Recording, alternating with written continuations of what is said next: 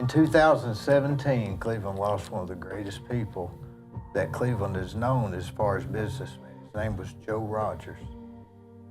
Today, I've got his son, Garry Rodgers, who is successful in his own right. And I'm looking so forward to this. I cannot explain how much.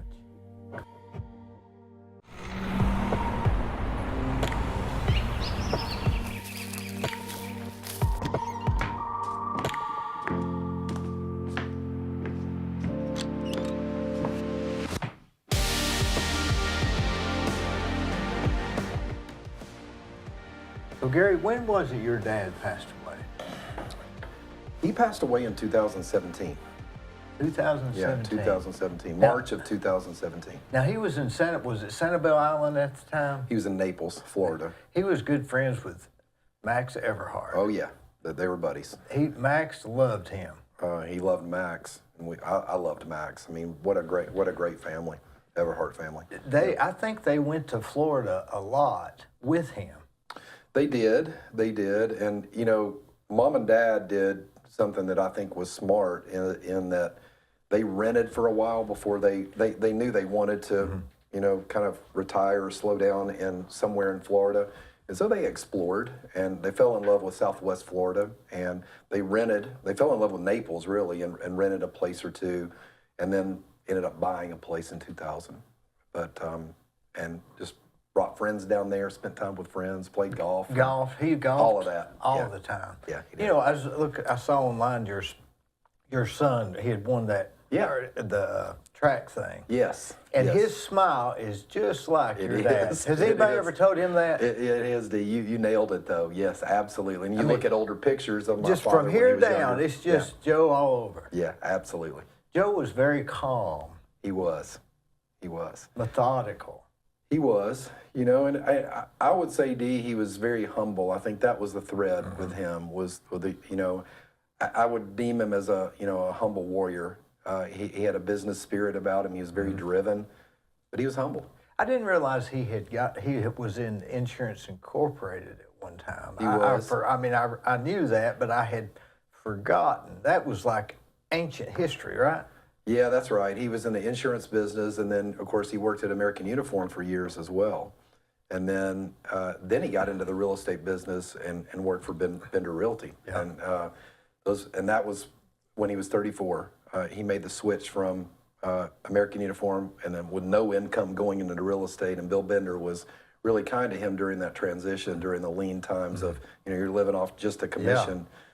Yeah. My mom shared those memories with me recently about how kind, you know, the Bender family was to them, just to kind of bridge those gaps before Dad really got going in the real estate business. And then the rest is history.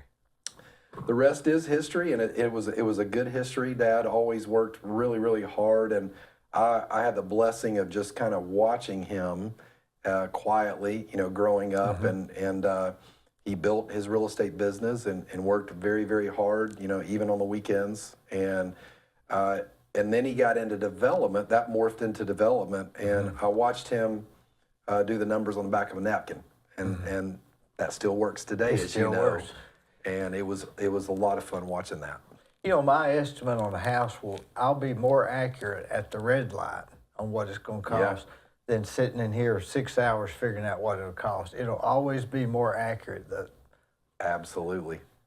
We don't give our minds the credit that it needs as far as making decisions. I agree. I think you have to just pan out, think through it, take your time analyzing deals and thinking through all of the other things that a program like Argus or a financial model, even like just basic Excel, won't pick up. And so I think that's what Dad was good at. It's the nuances. It is. Now Joe Rodgers, what's the relationship between Joe Rodgers' Office Supply? Great question. So Joe Rodgers' Office Supply was my grandfather, Joe Rodgers Sr. And by the way, I'm a Joe myself. So there are actually 5 Joe Rodgers, and we'll get into that in a second. But so Joe Rodgers Sr. was my grandfather. He owned Joe Rodgers Office Supply, and I think his first location was down on Inman Street. and you know, did that for years, and then moved to the location that was close to Broad Street Church now, as it is now. Sold to the Serum family, wonderful people, you know, Ed and Greg, you know Greg. Greg Serum, yeah. Yeah, wonderful family, but sold that and then went to work for Jafco, which was Jimmy Corn's company, and helped him build the mall, helped him build the Village Mall. Boy, that's some history. Yeah, and the chalet. So he was about involved. the same, because they were built along the same construction lines. You ever notice that? Yeah, that's right. Exactly. So same concrete. Yep. What was that, about 67? I think it had to be in the late 60s. It was somewhere between 67 and 70, I think. Yeah. My grandfather, Joe Sr., unfortunately passed away in 1973. I was only 7 years old. I do remember him, though, Dee. I had enough of that memory of just his kindness, and I'll never forget that. They lived on Spring Street, downtown, close to downtown, and I remember riding in the golf cart with him, you know. And my granddad was an incredible guy. He loved to cook. He loved to dress flashy, but he wasn't cocky. He just liked the flashy dressing. Yeah. But he loved to cook, loved to grill, and loved Christmas. You know, for years Of all things. For years he had this huge Santa Claus in the window of Joe Rodgers' office supply. And it had the spot lit up. He was a marketer, you know, and people would drive by and see that. And then on Christmas Eve, he would take that Santa Claus out of that window and put it on their front porch. It was great. Great memories. Now that used to, where he was at on Broad Street, that used to be MC Hedrick's at one time, right? I think so. I don't remember that, but I think you're right about that, you know. And, you know, I have really fond memories about that house on Spring Street for really a variety of reasons. But you remember, your grandmother's cooking, you know, just the kitchen just smelled so amazing. And the katydids. Remember, you could hear them. I can hear them today. You'd sit on the porch, and I would call that analog world, right? We're in the digital world now, but we're the same age. And I can smell it, can't you? I can smell it, man. I can smell it. I can hear the train. I can. See, my grandmother was on Harrell Avenue. Okay. So we could hear it. It's yeah. And those memories will always stick with us, you know. And because we didn't have the phones to take the pictures, I think there's something to it. It's more indelible in our memories. And back to that house for a second. One of the most special things of that house was my granddad and my dad's sister, Molly, grew up with cerebral palsy. So she walked with braces at a very early age, but she never really walked. She was confined to a wheelchair. And I learned more from her. My Aunt Molly, she really had a powerful influence on me. And no was not acceptable in that house. They never treated Molly like she was handicapped. They took her everywhere. And she worked with her creative mind. She worked with beads, and she went down to the Billy Nipper show, and she went down to those art shows. And we listened to Braves games together on the AM radio, on that transistor radio, and she was a huge Braves fan, and she would wear I watched the Braves the other night, and they had the old A, right? They bring back the vintage uniforms, and Molly would have the old A batting helmet, and if you remember, man, in the 70s, the Braves weren't that good. They had a losing, I don't know specifically, but they were like 775 and 883 or something. Don't hold me to those specific numbers, but they had a losing record. And when they weren't doing well, she turned that cap on backwards, you know, in hopes that somebody would get a hit. But man, the night in April of 1974, I was listening with Molly when Hank Aaron hit his 715th. Is that right? Yeah. What a story. Yeah, and I'll never forget that. I mean, I was 8 years old, but I'll never forget that night. We're listening literally on the transistor radio. And remember, there were weeks of anticipation up in that, but that was really more in the off season, because when he hit that home run, it was in April. So it was really the start of the season. Yeah, because they were kind of figuring he'd get it somewhere during the year. Yeah. But he got it right at the beginning. He got it right at the beginning. And so you had that off season to think about it, and then he hit it. And you know, radio's the theater of the mind, and I think in a lot of ways, that's when I fell in love with broadcasting, and I didn't know it yet. Were those days listening to the AM radio and specifically, you know, the Braves broadcast. And I think Milo was the sportscaster at that time. He was 66 to 76, but then the great Skip Carey and Pete Van Wieren came in after that. And so the 70s, man, with the Braves, their record may not have been great, but they had Hank Aaron. And they had the fans. And they had the fans, and they had still some other great players, and they had that radio for me. And that was that they told the story through the radio with the Katydids in the background. That's right. On the porch at night. You can't put a price tag on that. You think that's what led you into broadcasting by any weird You know, I've never really connected that back, but like I said, I think now that I think about that and now that I'm talking about that, I think there's no doubt that planted that seed. Because I really started paying attention to how broadcasters told the stories. And I had a little bit of trouble. You know, everybody's had problems. And one of my challenges growing up in school was, and this is back before anybody knew what it was, but I was dyslexic. I mean, I wrote left-handed, and I wrote from the bottom of the right side of the paper backwards, mirror writing. Well, they thought you was a kook, probably. They did. And I remember my mom coming back, and we had a talk. But I remember writing, you know, I grew up in the greatest neighborhood in the world, and that was Bowman Forest, not far from your studios here. Yeah. And let me ask you this. I used to go spend the night with Kevin Mitchell. Oh, yeah. And Great our guy. good friend was Joe Watson. Okay. Now, I know there's a connection. I didn't know Joe. I'm trying to. I didn't think I knew Joe. I knew Kevin obviously very well. We went to school together in Mayfield, so he was a character. card, man. wasn't He got me in trouble a couple of times. If you was with him today, you'd get in trouble somehow. Yeah, he's a great guy. I loved him. Yeah, great guy. But you know, incredible neighborhood. Rode the bus to school, bus number 61. Yeah. And I remember on cold mornings, Dee, my friends would go outside the bus and like, hey, write my name. I'd write it backwards where I was, and they would see. They thought that was the coolest trick. And but it presented some challenges to me, really. I mean, I was never a great student, man. I squeaked by. Well, so did you see numbers back? Explain dyslexia. It's hard to. There are different forms of it, but all I can say is, you would see things backwards. But whenever you get in a rush, and I still struggle with that today. If you get in a rush and I'm writing something down, or if I'm really stressed and I'm trying to capture notes, I'm a note taker. You'll find yourself putting one letter in front of the other where it's not supposed to be, so it gets inverted. Or you may write it backwards. You can still write, you know, an E backwards or an F backwards. But that's okay with taking personal notes. When you're reading a book or something. Well, you know, and I feel like I can read fine. Ironically, I love to read, but you know, in this day and age, there's so many other ways to learn. I love learning, and so it's podcasts like yours. It's video. I mean, YouTube. You can learn so much in this day and age by listening to things. My preference on books is to always do the Audible and listen to them that way. But I still can read. I can read fine.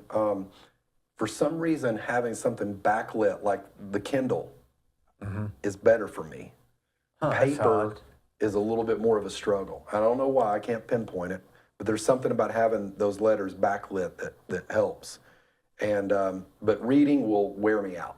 I can only read for 10, 12 pages at a time. It'll wear me out. Wouldn't you always be questioning what you're reading? Make sure you got your... Yeah, you have to read it over and over. The reading comprehension is a challenge. And what did you think your issue was? I mean, because in school that would have to be a deterrent. It was a deterrent, but again, I worked on it, and you know, back then, if you were left-handed, people, they tried to make you right-handed. I don't know if you remember that, I remember especially that. with sports. I don't know why they did that. My father was left-handed, but always golfed right-handed, so he's really both-handed, but really strongly left-handed. And, you know, my dad went to Bradley. He was played all sports. He played baseball and football and basketball. He was pretty good in basketball and baseball. And they wanted me, the teachers wanted me to, they kept putting pencil in my right hand. Well, I just went with it. But when I got to sports, I was still left-handed. And today I'm both-handed. So today I'm pretty much fully ambidextrous. Ambidextrous. Yeah. Do you think it's because they tried to get you to learn to right-handed, or are you ambidextrous by birth?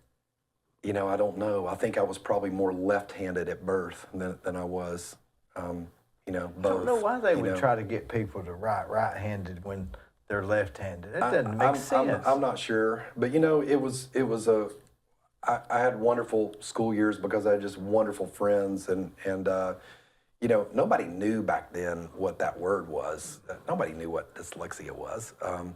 And I didn't, I'll tell you the very first time I heard it was when I actually got to UT after I went to Cleveland State first, played basketball. Then I went to UT. But when I got to UT, to get into the College of Communications, you had to pass some core competency tests, and it was spelling, writing, grammar. Spelling, grammar, typing.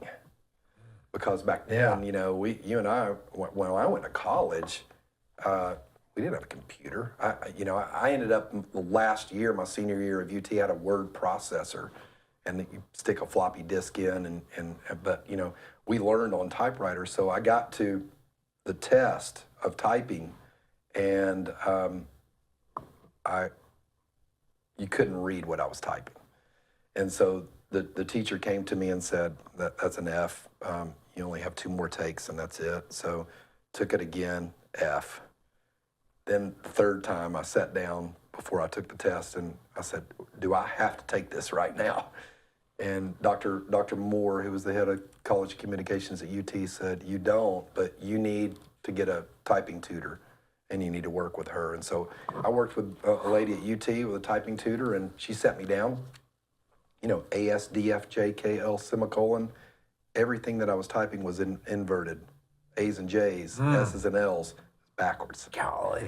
And she looked at it, and she handed me this paper, and she said, have you ever heard of dyslexia? And I said, I don't know what is that? You know, and she explained to me, she goes, I need you here every afternoon, and we're going to get through this typing stuff. So I got through that and tutored, and it was hard, but I was able to get into the College of Communications, and I squeaked by school. And now you wouldn't even need that for communications.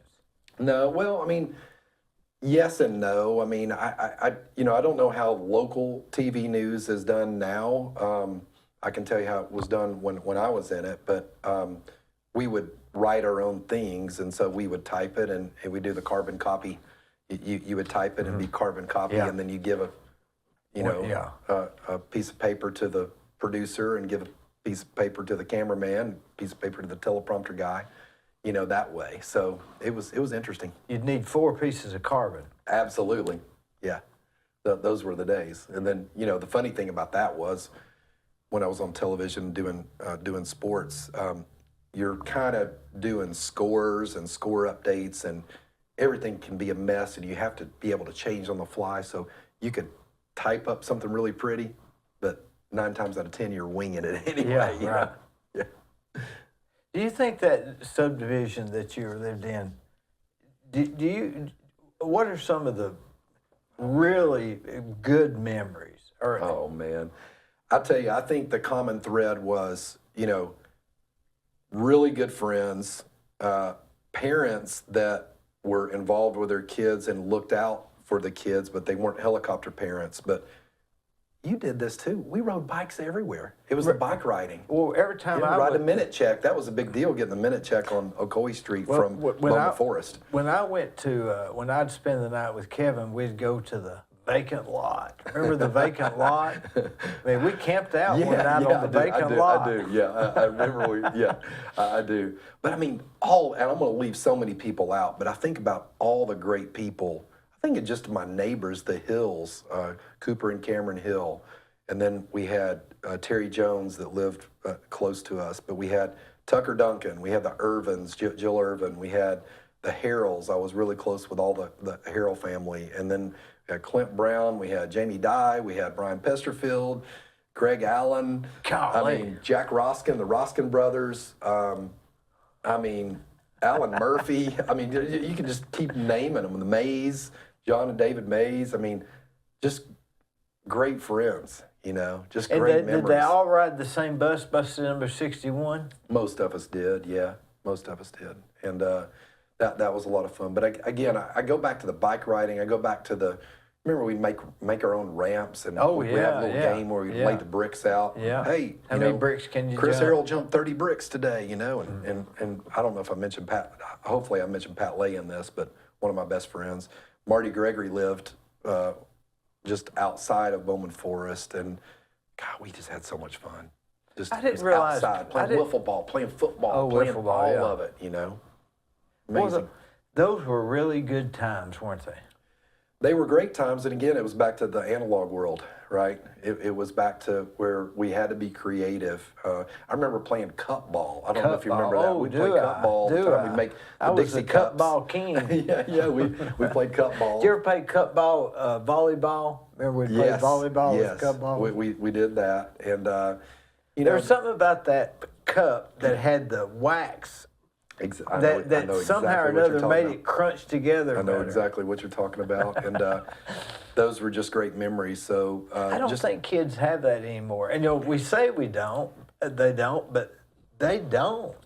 They don't. They don't, and it's sad. You know, they have other things, but there's a reason, I guess, the gaming industry is bigger than the film industry, because everybody's, you know, playing the games on their phones, and they're still, you know, my kids. I have 3 boys, and I'm trying to be as active as I can be with them, and so we're outside a lot playing a lot of those same games. So it's still a lot of fun, but I miss them not.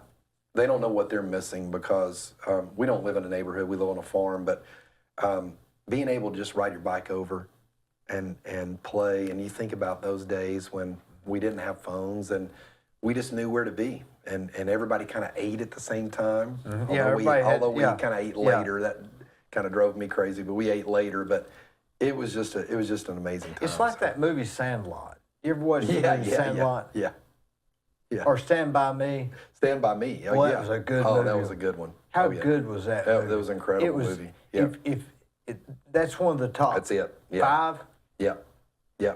It has to be. Forrest Gump's top 5, but I don't even know if it's better. It has to be, you know, just because that was us growing up, you know, and then we got into high school, and you know, kind of the same thing, analog, but we're having a little bit more independence. We're driving now, you know. Some are starting to drink, and that gets an issue. So there was a line there, and you know, I didn't do that then.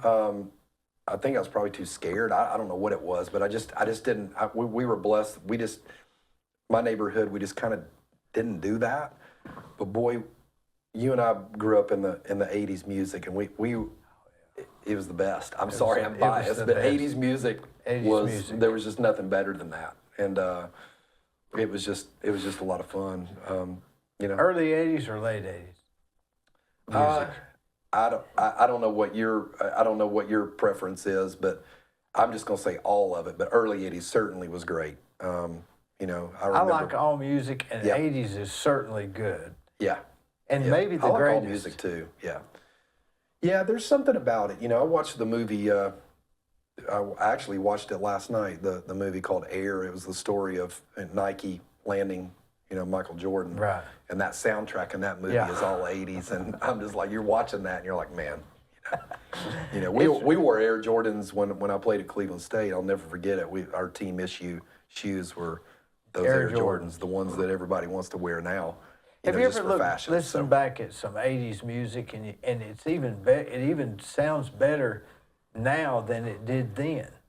Yeah. You know, it was really, it does. Yeah. Well, there's something about a song, right? A song comes on, and it pegs your memory, and you just there's a sweetness to it that you really can't pinpoint. You cannot pinpoint. Yeah. I think you said it earlier, and I had never heard anybody put it that way. You said broadcasting is the theater to the mind. Theater to the mind, theater of the mind. But it is. That would be the same would for be. radio, for Absolutely. music radio. Absolutely.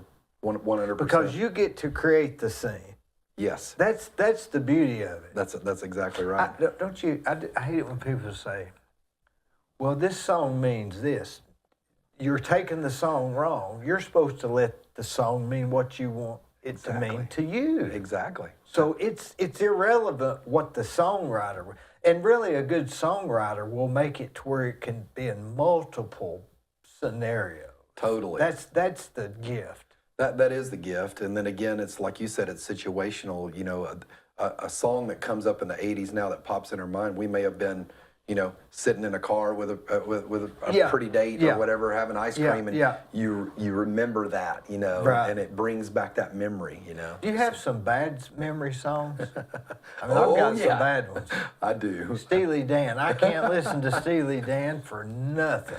I've got such bad memories. Isn't that weird? It is weird. And it's nothing to do with them, but... Yeah, it's there's something about that, but I fully agree. And most of mine, unfortunately, were related to a girl, you know, like a girl or two that, you know, I was on the other end of, you know, maybe being dumped a time or two, and it's like that song comes on, you're like, you don't want to listen to it. You can't listen to it. Yeah, absolutely. Isn't that something 40 years later? It is amazing.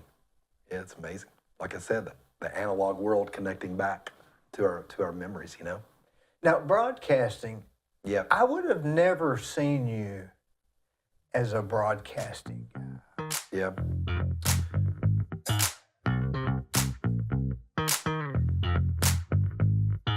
Let me tell you about Capstar Bank. They're located in Nashville, Hendersonville, Gallatin, Athens, Madisonville, Sweetwater, Etowah, and in Cleveland at 950 25th Street and 3855 North Ocoee Street. I've used them. I like them. Give them a try. They're no problem.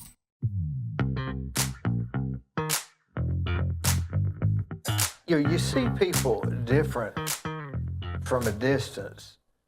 And I wouldn't have seen you as a you have the posture, but I would still not see you as a broadcast. So yeah, but you were involved in TNN, yeah, and CMT, yes, which was a very big deal during that era. How in the world did you get there? Well, how I got there was, number one, God was really good to me and gave me that opportunity, but and that's where it all starts. I give him credit for everything in my life. And but it really started with him planting that seed in my heart and my desire to be a broadcaster, with the early days, like we talked about with the Braves, like being around sports, growing up playing sports, watching the Lakers, Celtics. By the way, I'm a huge Lakers fan. I still am. It's hard to be a Lakers fan, but I was a Lakers fan back in the 80s. They don't leave the Lakers. With Rambis and Michael Cooper and Magic Johnson, who I spent some time with Magic Johnson, and we can talk about that if you want to. But you know, those were the great days, and I kind of started dreaming of being a broadcaster. And so when I graduated from Cleveland High School, I was not that good of a basketball player, but I loved the game. And Lee Sigliano, one of my best friends growing up, we played together, and I learned a lot from Lee. I played with Todd DeLuca, played with Mark Seymour, played with Buck Davis, all those guys, and we weren't that great of a team, but we had a lot of fun, and I learned a lot, and I had this quiet drive in me. I was the skinniest kid there was on the team, wasn't that good.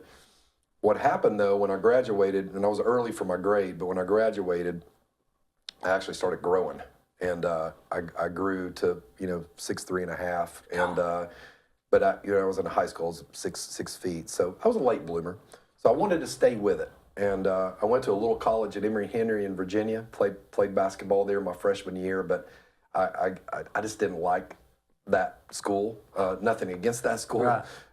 And I got homesick. I actually came home early, and and then transferred to Cleveland State. Had to sit out a year, grew more that summer, ended up playing, Mr. Sigliano gave me an opportunity to play for Cleveland State. And so we had a really good team that I was a part of. Was Lee at Cleveland playing State. for them at that Lee time? was before he went to Belmont.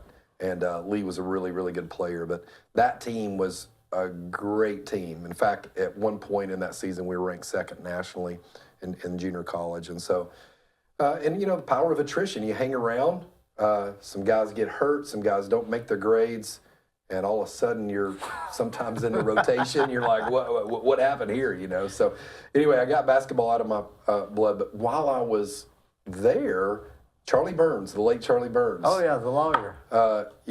Rich and I are really good friends. And Charlie, his dad, and then, of course, Rich's brother Chuck had tragically passed away when he was 13, and we were good friends. And Drowned, right? Yes, and Barbara is such an amazing lady. And so anyway, Charlie gave me an opportunity to be a color commentator for Cleveland High School basketball with Ron Parker. Ron Parker was the play-by-play, and so Plants guy. So I think so. I can't remember what Ron, but we were able to put a little broadcast team together, and it was just fun. So I learned that. I had a little bit of experience there.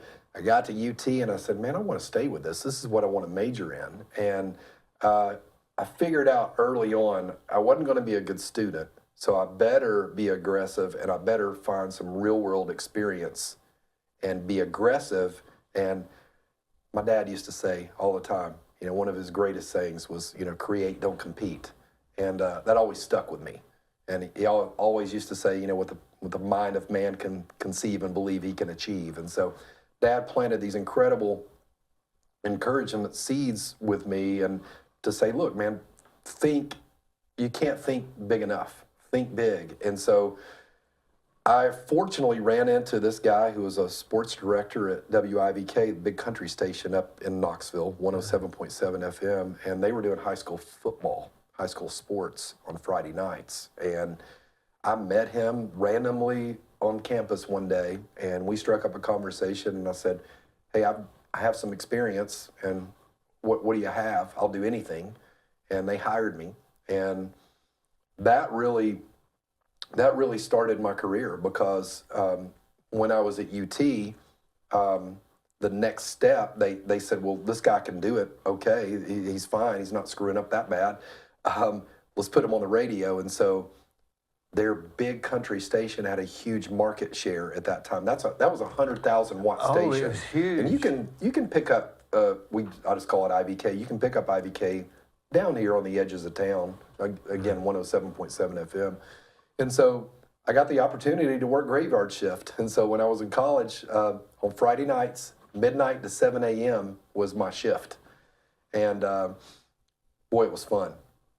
I learned how to, we call it running the board, learn how to run the board, and learn how to, you didn't have the vinyl records. We had, they almost looked like 8-track tapes. That's how the radio station was. But, you had to be careful with that, because you had to still mix the board. You had to make sure those songs didn't run out. You had to learn how to talk over to the beds of those. Those things were keyed. They would say like, and maybe like Bellamy Brothers or Hank Jr. and it would say 16 seconds. That would show you that you had a little bed that you could talk over before they started singing. So you knew you had 16 seconds to say, hey, it's 3 in the morning here at WIVK, and the temperature is 68 degrees, and good evening, everybody. So you were the Johnny Fever of like a WKRP. Probably so, something like that. Boy, we had some Johnny Fever characters there. But what was fun? It was wild. UT was a big school, right? Yeah. And my friends would go out on Friday nights, and I started working at noon, and they would swing by the station about 1:30 or 2 a.m. And pull records for me and say, hey, play this, play that, And that was fun. I always look forward to seeing them come, maybe 1 in the morning. But Dee, from 2:30 a.m. to 7 a.m., that was the loneliest time, because they were gone and I'm there by myself. But you learn. You're by yourself, and that's the power of that graveyard shift. They put you out there, The imagination will run wild during those times. It can. It really can. But you know, you learn too about the employment base. Like in Knoxville, you had the third shift workers, and they would call, and so you would develop a little bit of a following. There's a subculture to that. Yeah, there's a subculture to that, exactly. And so, you know, I graduated Cleveland High School in '84. I graduated UT in '89, and what was amazing about country music in the late '80s, and you can Google it and look it up, but you know, there's a thing called the class of '89, and the class of '89 is still to this day arguably the biggest class of breakout stars that you could ever imagine. You had Clint Black, Garth Brooks, Alan Jackson, Vince Gill, Travis Tritt. Reba had been going, but Reba was really emerging. You had bands like Restless Heart and Diamond Rio, and of course the Bellamy Brothers, and of course Alabama had been going, but they were sort of on their way out then, right? Maybe in '89. Well, a little bit. They'd gotten Alabama. Away, they'd gotten away from country western. They had gotten away from that, and a lot do. It's kind of sometimes it's a natural evolution. Yeah. But what I learned was, and the opportunity for me was when I was a student at UT was. I'd work the weekends, and then, you know how it works with business, any business. You do a okay job, you show up. Yeah, it's gonna lead to other opportunities. Never fails. And then they put me on during the day, and that was a big deal for me. I got to be on Saturdays, middays, 10 a.m. to 3 p.m., and then I would do Sundays, 1 p.m. to 6 p.m. on the radio. Again, spinning country music records, right?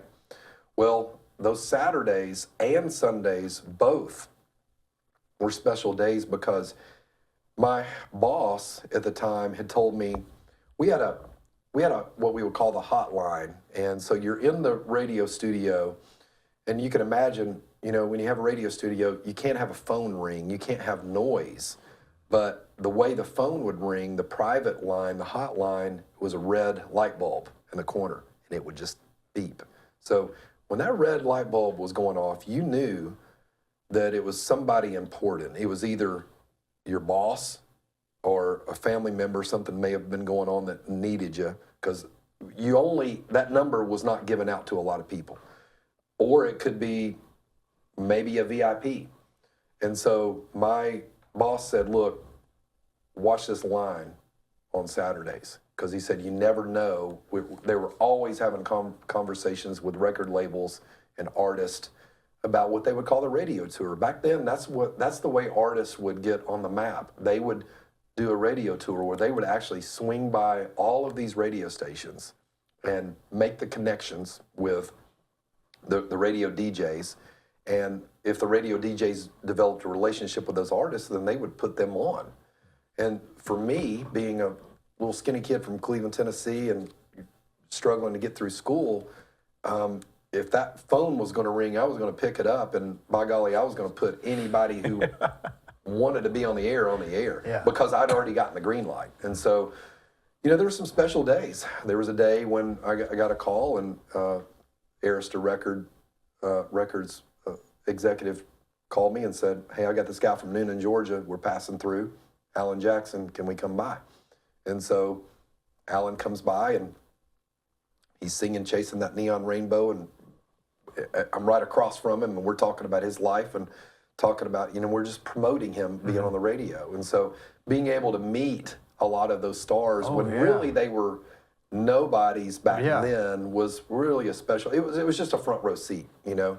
I remember the days of Kenny Chesney. You know, he went to East Tennessee State University, and he was from Knoxville too, right? He went to Gibbs High School, and he went to Gibbs High School, but he went up to ETSU. I think he was a marketing major, but you know, he was a songwriter, and he started. He played in a band up there, and he started playing around local Knoxville places, and Kenny was a smart guy. He figured out, all right, this is WIVK, this is a big powerhouse station. He would come in all the time, hand us cassette tapes, play here, I wrote this song, I want you to play this. You know, what do you think about it? And my boss at the time was like, not that great. And you know, and Kenny, I say this lightly, but Kenny had a trouble singing. His voice was way off tune. They auto-tuned him when he started. They auto-tune is something, you could go in and correct the voice correction thing. But I will say this. I remember one time he came in and I forgot the song, but it ended up didn't even make it to a record. But I remember we all met after he left, and it was just like 4 of us in the room, and we were going around like, what do you think? And I just remember the only thing I said to my boss and those guys, I said, I'll give him one thing he can write. He can tell a story. And rest is history with Kenny Chesney. But, we were, WIVK was instrumental, and he'll tell you that, helping putting him on the map. And he became bigger than Alan Jackson, in my opinion. He did. And, of course, now he's got I would call it the Jimmy Buffett thing going right now, you know. And, he's made all kinds of money, and that's great. But that was great, Dee, being in the radio, and it really formed my broadcasting career, just my base, like understanding the sense of timing.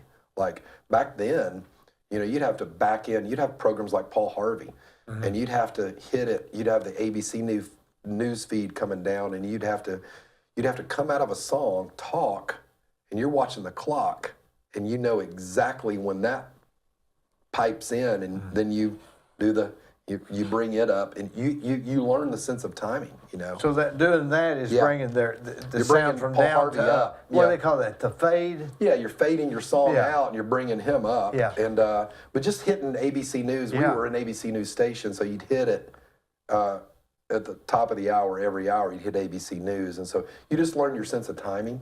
So it was more than just sitting there playing records. It was much more than that. Yeah, you had weather. We had radar back then. We were fancy. We had a radar system, and then we would work with Channel 10 WBIR, which was the NBC affiliate there. They were our kind of they were our partnership station, and so we would actually put the meteorologists on anytime we would have a weather event. We would put them on live, and they would be live on the radio. So you got to know them, and that's how I naturally evolved. You asked me about the CMT TNN thing.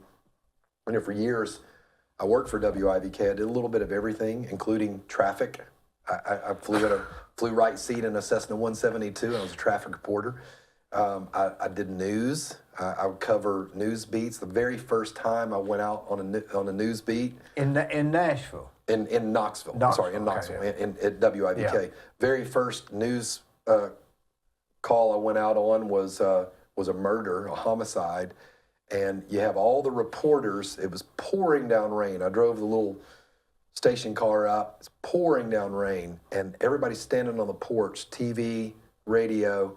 And I run through the yard, and I get up on the porch, and everybody's laughing. And I was like, what are you laughing at? And they're like, dude, you missed that. The body was laying in the yard. I missed stepping on the body, running from the rain, But you just learn a little bit of everything, and it was a great base. Again, I fell in love with country music. I fell in love with the storytellers. I got to meet so many. Were you a country music fan prior to that? Or sort of like indifferent to it? A little bit indifferent, to be honest. Came in out of the 80s, loved R&B too, loved it all.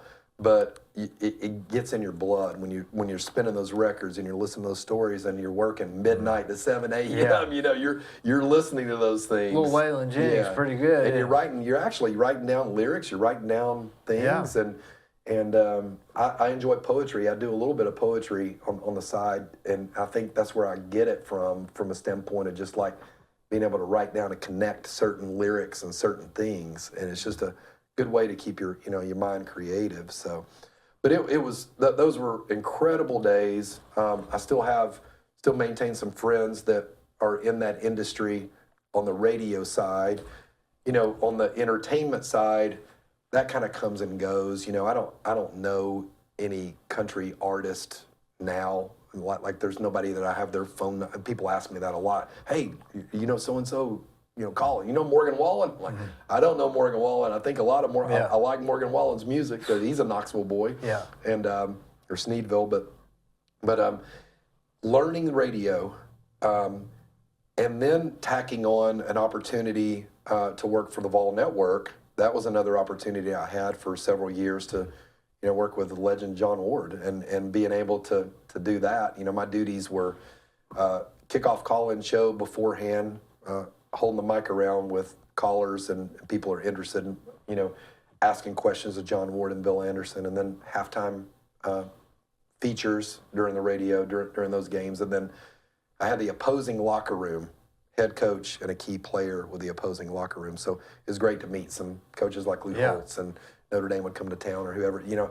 Those were incredible memories. I learned so much from John Ward. Because that was what, 93 or something? Yeah, that was kind of in that range of 90 to 93, 94. And that's when Fulmer kind of came on after Majors. So I think Fulmer came on in 92. So I had a chance to spend some time with Majors, Coach Johnny Majors and Coach Fulmer. So it was great. And it was just a wonderful time. And then naturally, the natural evolution of my broadcast career was into television. And so I got a job with Channel 10 there.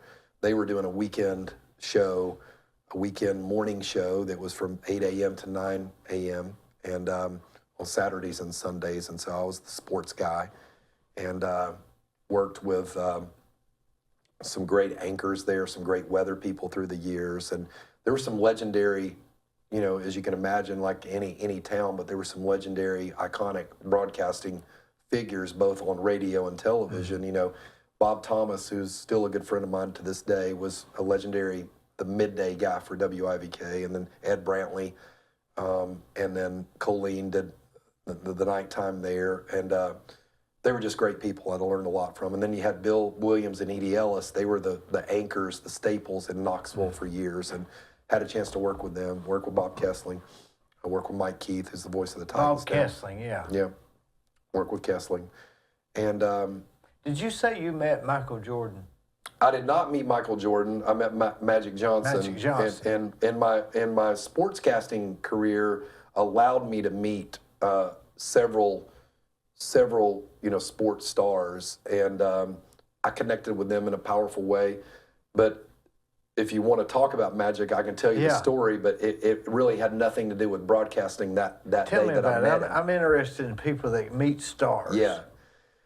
Well, number one, they put their pants on just like us, and most of them are really great people and very accommodating. You're going to run into some prima donnas from time to time, but Magic was incredible. I met him actually on my 33rd birthday in Atlanta, Georgia. And I was going down to celebrate my birthday with my brother, Wes, and we had a good friend of ours, Gannon Goodson, that was it still is in the medical device industry and pharmaceutical industry, and he lived in Atlanta, so we were just going to go out that night and celebrate in Atlanta, and I was picking Gannon up from the airport. And so back then at Hartsfield-Jackson, you could park kind of across the street from baggage claim, and I walked across to meet him, and I looked over there, and I'm like, there's Magic Johnson standing there. So you recognize by himself. Yeah, he had basketball shorts on and a T-shirt and a little kind of a light briefcase. So he was literally just there by himself. He was literally standing there by himself, waiting on a ride, but he was standing right there by himself. Why didn't other people recognize him? I think people were starting to, but again, I just saw him and I was like, and it's my personality. And you knew about basketball, so yeah. So I was like, I'm gravitated toward that. Yeah. I'm like, I'm gonna go and talk to him. Yeah. So I go and I just go. I had basketball shorts Yeah. on. We looked like we were going to basketball practice together or something. So I walked up and I said, "Hey, Magic," and "Hey, man, how you doing?" I introduced myself. Was he tall? Well, he's 6'9", so he's tall. He's tall and big, and he was very, very nice. And I said, I knew this because I've been around some celebrities, and a lot of times they don't want to just talk about what they're in. Right. But I knew Magic was in business, right? He did. I mean, he owned at that time. He was in that QSR business, fast food business. He was in theater business. He was expanding Magic Johnson Enterprises. Now he's part owner of the Dodgers, part owner of I think another sports team, and so Magic has done very well in business. But I knew he had a passion about business, and so I said, Magic, I said, I don't really want to talk to you about basketball. I'm a Lakers fan, but what's up with business and how are you doing? What are you doing? And he was actually in town he had like 9 Burger Kings there, and he was there on business. And so we started talking about business, and we just talked. And we just talked. Now, he was waiting on this ride. I was waiting on like Gannon. 10 minutes or 15? A good 10. And it was just a wonderful conversation. There was a sky cap that came up and said, "Magic, give me your autograph, you know." And he goes, "Sure, man." And so he was signing, and shows you the card that he was, but he signed that, and he goes, "We need to get my buddies right here too," And that guy looked at me like that. He's like, "Yeah, you need to get my buddies." And so he said, "Okay, here you go." And I just put GR. I put like number 7. I handed it back to him like that, And the guy still got that hanging up somewhere. Magic got a kick out of that. And so it was just a great conversation. And he said, this is when the story gets wild. He said, "Hey, man," he said, "I hate to ask you for a favor." I said, "What you need?" And he goes, "I don't have my phone with me." And he said, "I noticed you had your phone with you. Can I borrow it to make a call?" And I said, "Absolutely, man. It's going to cost you, though." I was just joking. It was a Motorola StarTAC, the flip phone, So he called, and he said, "Hey, where are you, Okay, 5 minutes, okay." Closed it back up. And he goes, "Told you I owe you." I said, "Well, now that you say that, Magic," and I was just joking, kind of with him. I said,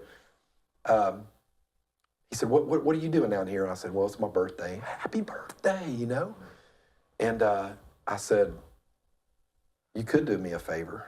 And he goes, "What's that?" I said, "My brother is also a big Lakers fan." And I said, "I think my brother, when he was a trainer at UT, taped your ankles in an exhibition game." What are the odds? They were in a Knoxville exhibition game against the New Jersey Nets. The Lakers were.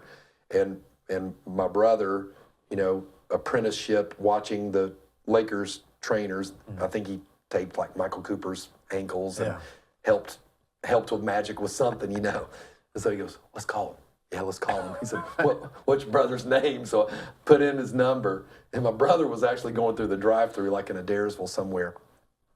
And phone rings, and it's Magic, and my brother picks it up and goes, "Hey, Wes, it's Magic, man. How are you?" And my brother said, and talking to him at the end of that story, my brother said, "I knew exactly who it was because it was just his voice. It was Magic Johnson." And they had a conversation. And back then you were watching your minutes, your minutes package. And I'm like, "Hey, wrap it up," because they talk more than I talked, So it was great. But Magic remembered that game. He remembered that game. He told Wes, "Yeah, we won by this, and I scored this." And we went back and checked that. How would he remember that?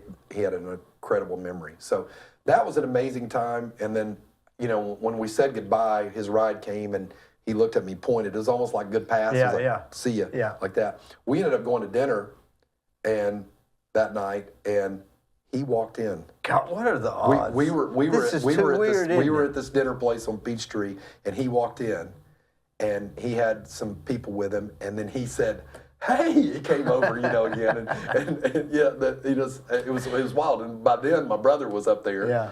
And, we got to say hello to him again. So that was just one of many stories.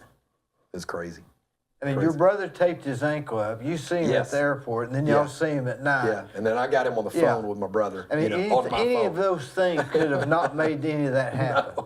No, it was amazing. So that was one of many interactions. I've been blessed to meet a lot of athletes and a lot of country stars, and it's just been fun being around it, And none of them really made me starstruck. I mean, again, they're regular people, and I would say that there's a thread between them, and that they love what they do, and they're determined, And so try to grab those lessons from them. I think maybe behind the scenes they're just working themselves to death at what they do. Yeah, and I agree. And you probably don't see that.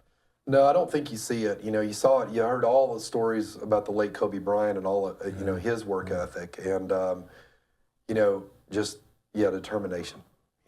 And I don't know if I have that level. Well, and maybe you don't have it in something that's so obvious. Right.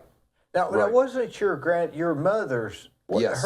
Your mother's Yeah. mother. Yes. Was a McNabb. She was a McNabb, Virginia McNabb, and they lived on Emmett Avenue, which is kind of a couple blocks behind Keith Yeah. Street, I guess. And wasn't she big in the? My grandmother was big in the Nilly Bipper. Yeah, yeah, absolutely. Yeah, Billy Nipper, I say Nilly Bipper all the time. Billy Nipper, her art shows. So my grandmother had a really big influence on me growing up. She was an incredible artist. And What kind of art? she painted oils, and she painted landscape, and she painted,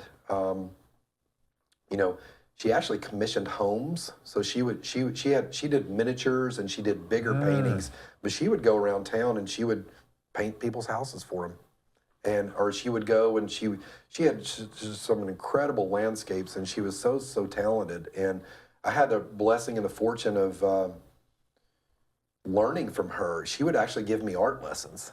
And I learned so much about her. I like to paint a little bit. I like to draw a little bit. I'm not that good, but that's where I get it from. Is just I have this artistic side, and that's where it comes from.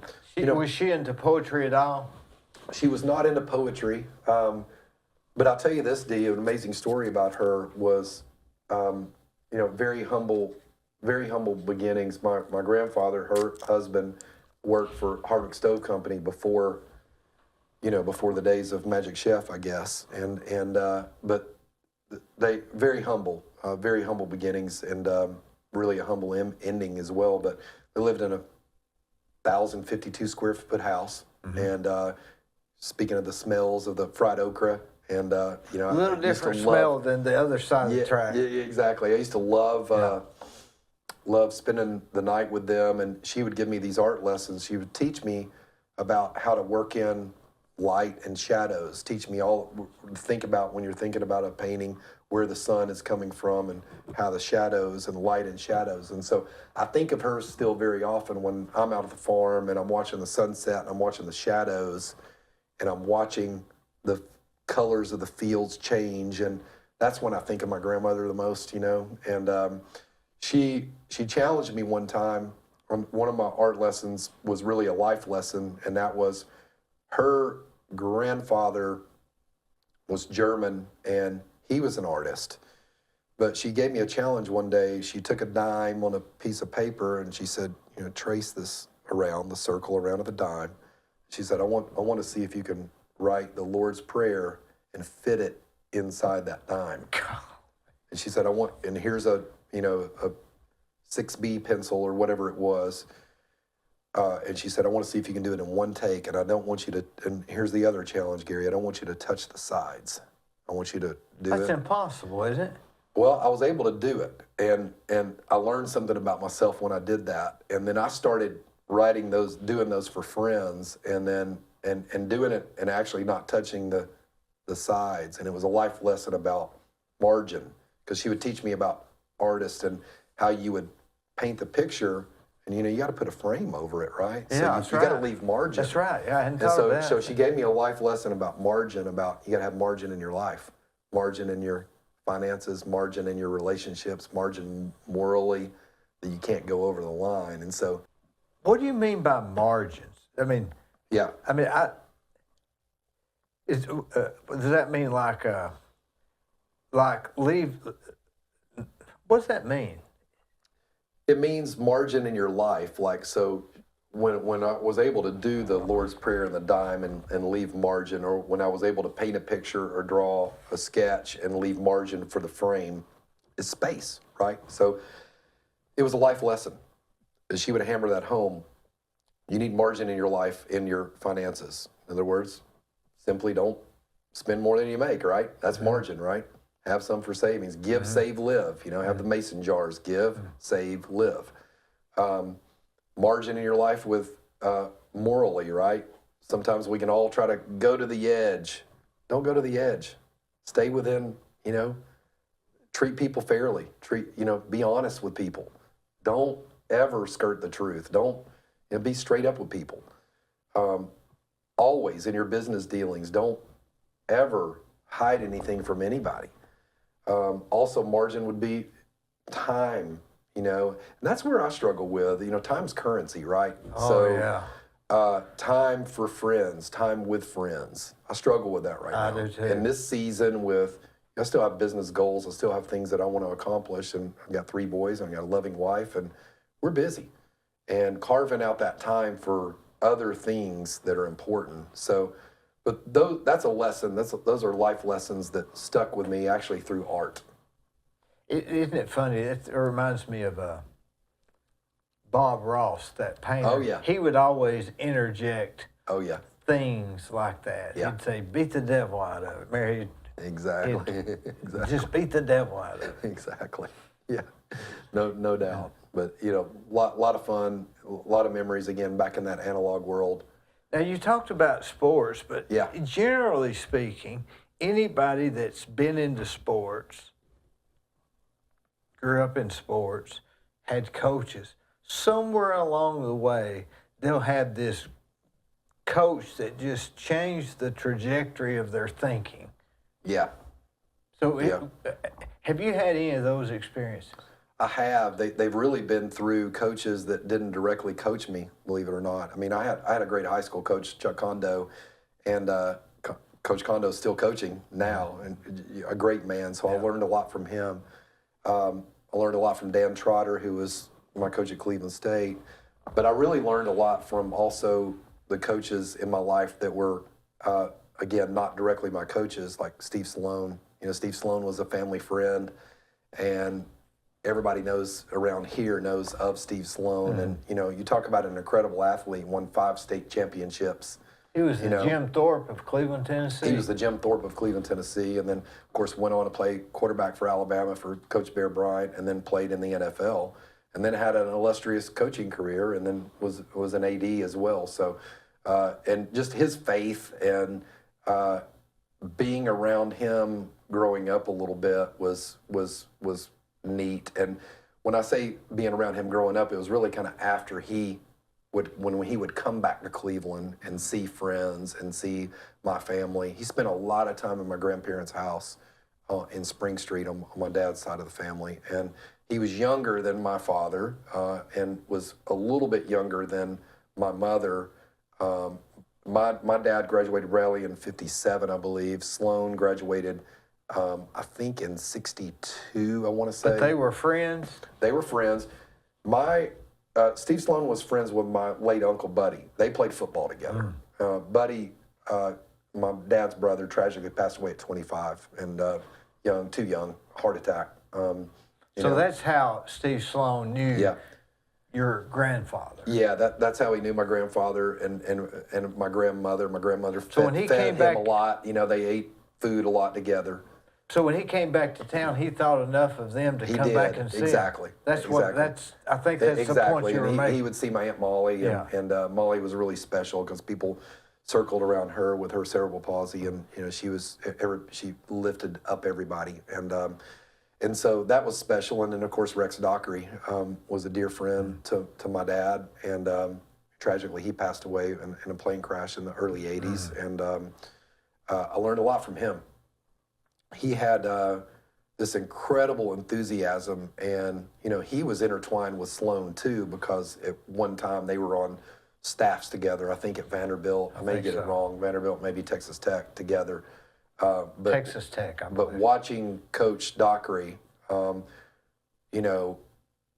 just encourage me as a little guy growing up, and the things that he would say to me have always stuck with me. And we actually went on our first family ski trip together with the Dockerys, and that was fun. Went to Loveland, Colorado, and snow skied in jeans, and Scotch guarded our jeans, And he was so enthusiastic. He's like, "Let's go! We're going straight to the top." He was an incredible man, and I'll never forget the night the plane went down, and it was a terrible night. And I remember Dad getting the call, and I remember me walking down the driveway, and we had a little field, and I just laid up in the field and looked at the stars, and I was just like, God, I don't know why this happened, but I was young, And About what year was that? I think it was 83. I was going to say 82, but I think it was 83, and it was in December. And try to stay in touch a little bit with Wallene, a little bit through messaging with Facebook. But incredible lady and an incredible family with Trey and Dee. So, yeah.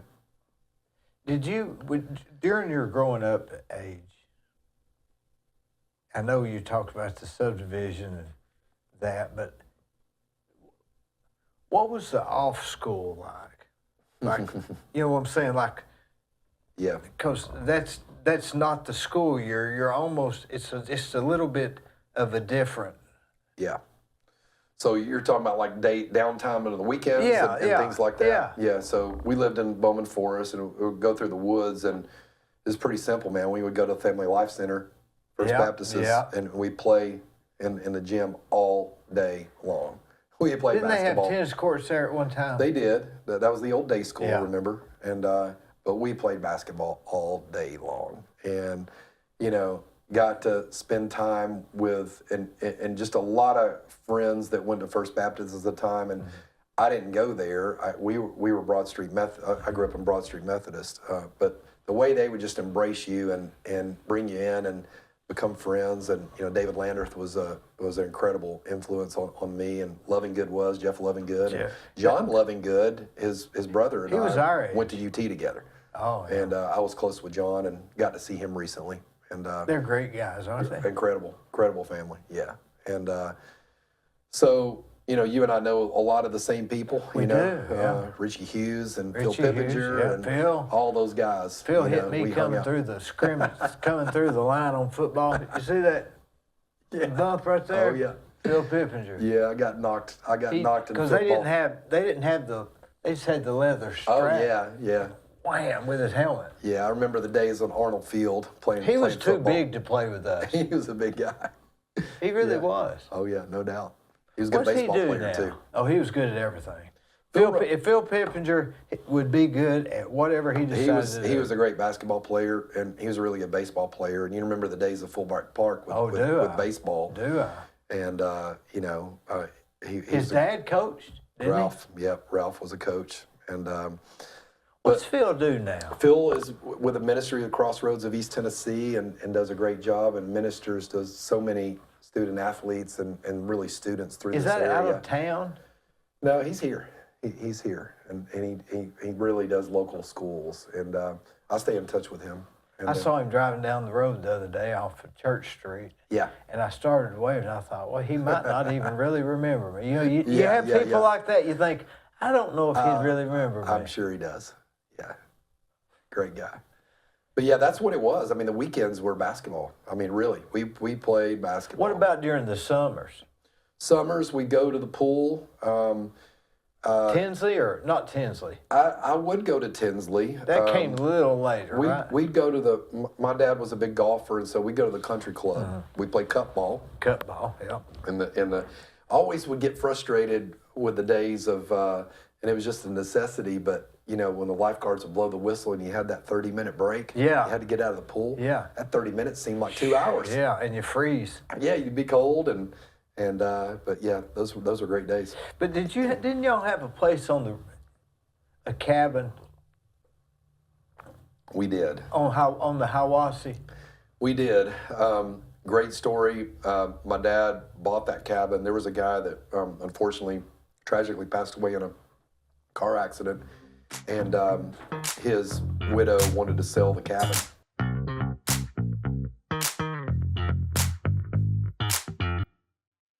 On the courthouse square at 30 2nd Street is the law firm of Logan Thompson Law. Since 1965, they have served the legal needs for the good citizens of Cleveland-Bradley County. If you've got a problem, they're no problem. Give them a call.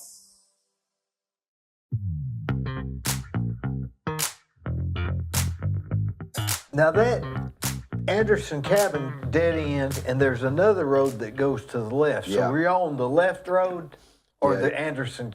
You'd have to go deep in, as far deep as you can, toward the river, and then you loop around to the left. To the and we left. were down there, end of that slough. Yeah.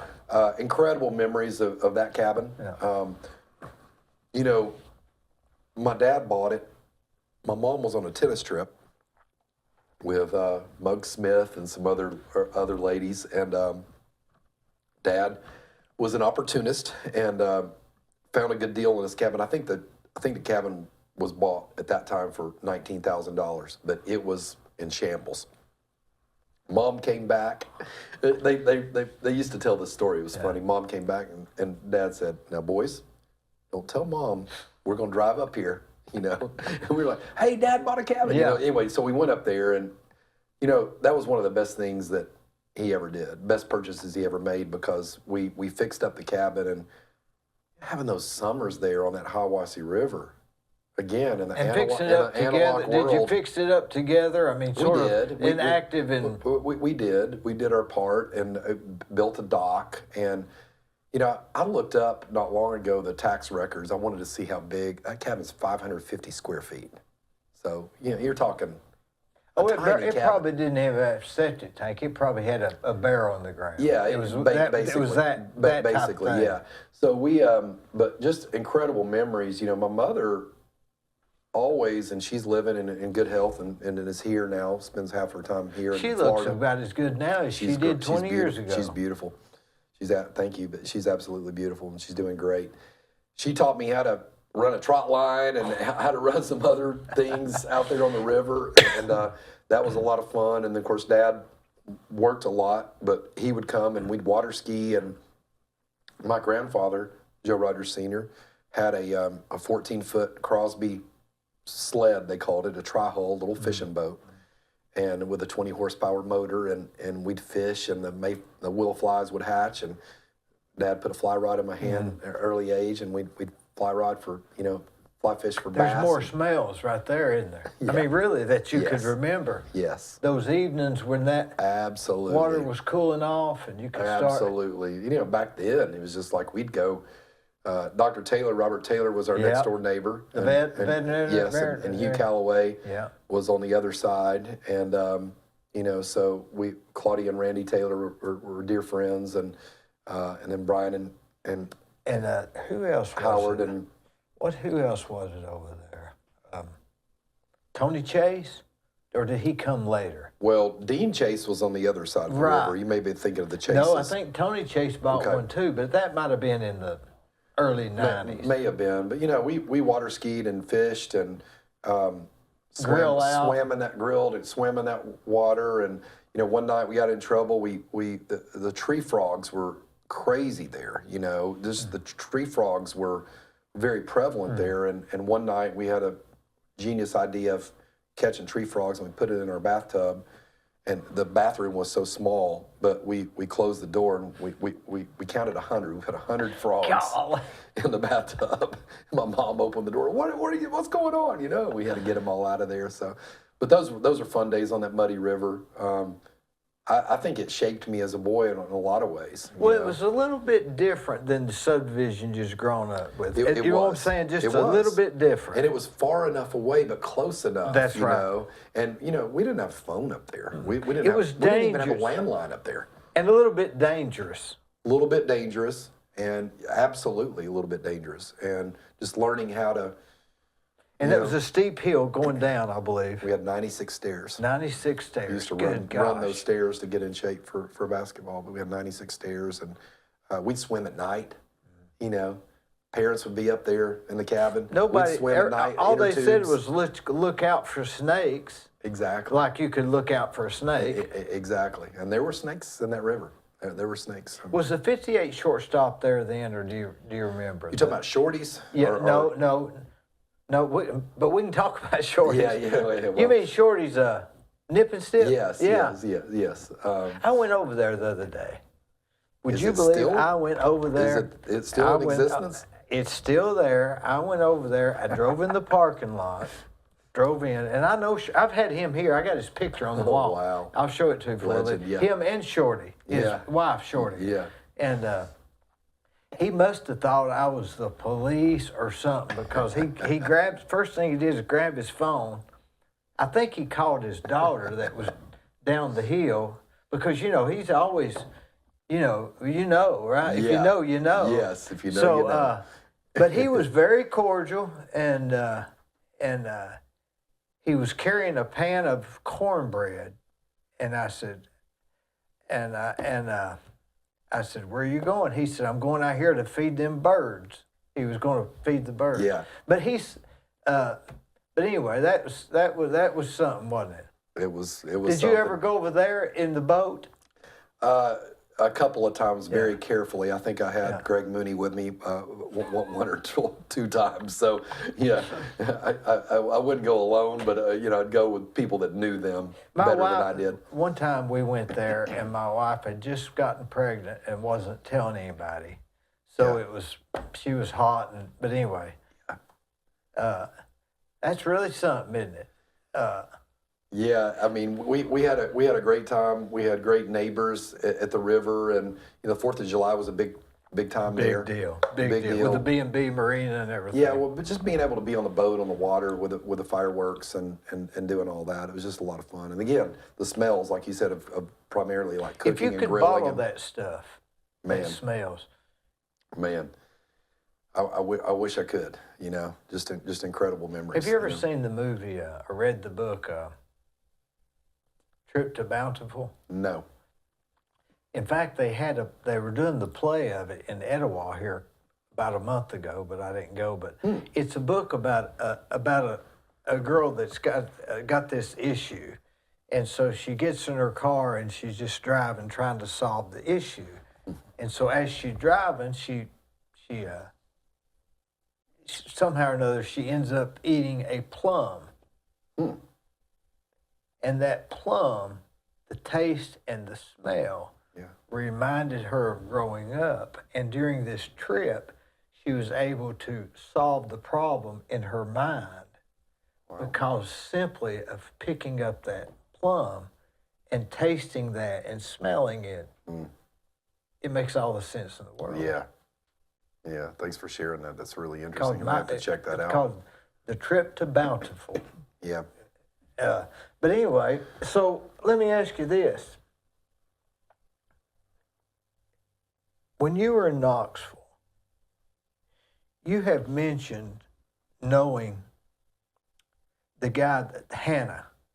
Yeah, Jack Hanna. Jack Hanna. Yes. Now, he was from Knoxville, and I didn't realize he was from Knoxville. Yeah. But you talk about a star. He's a star. Yeah, he's from Lenore City, and that's just right here. It's just right up the road. I never knew that. Yeah, it's just right up the road, and Jack was incredible. His brother Bush's son. Oh, what a name, right? Bush. Yeah, right. Bush Hanna. That shows you the family. Yeah. But Bush's son Ross and I were really good friends, and Ross, when I was at UT. I got to know him, and we got to hang out together. So on the weekends, a lot of times on UT weekends, when I wasn't working, which was rare, but I would go to Lenore City, and we'd hang out on the farm over there on the Hanna farm. And with him, with Jack, Jack would come by several times, and I'd see Jack. Again, his brother Bush we spent a lot of time. Jack one time brought a chimpanzee over.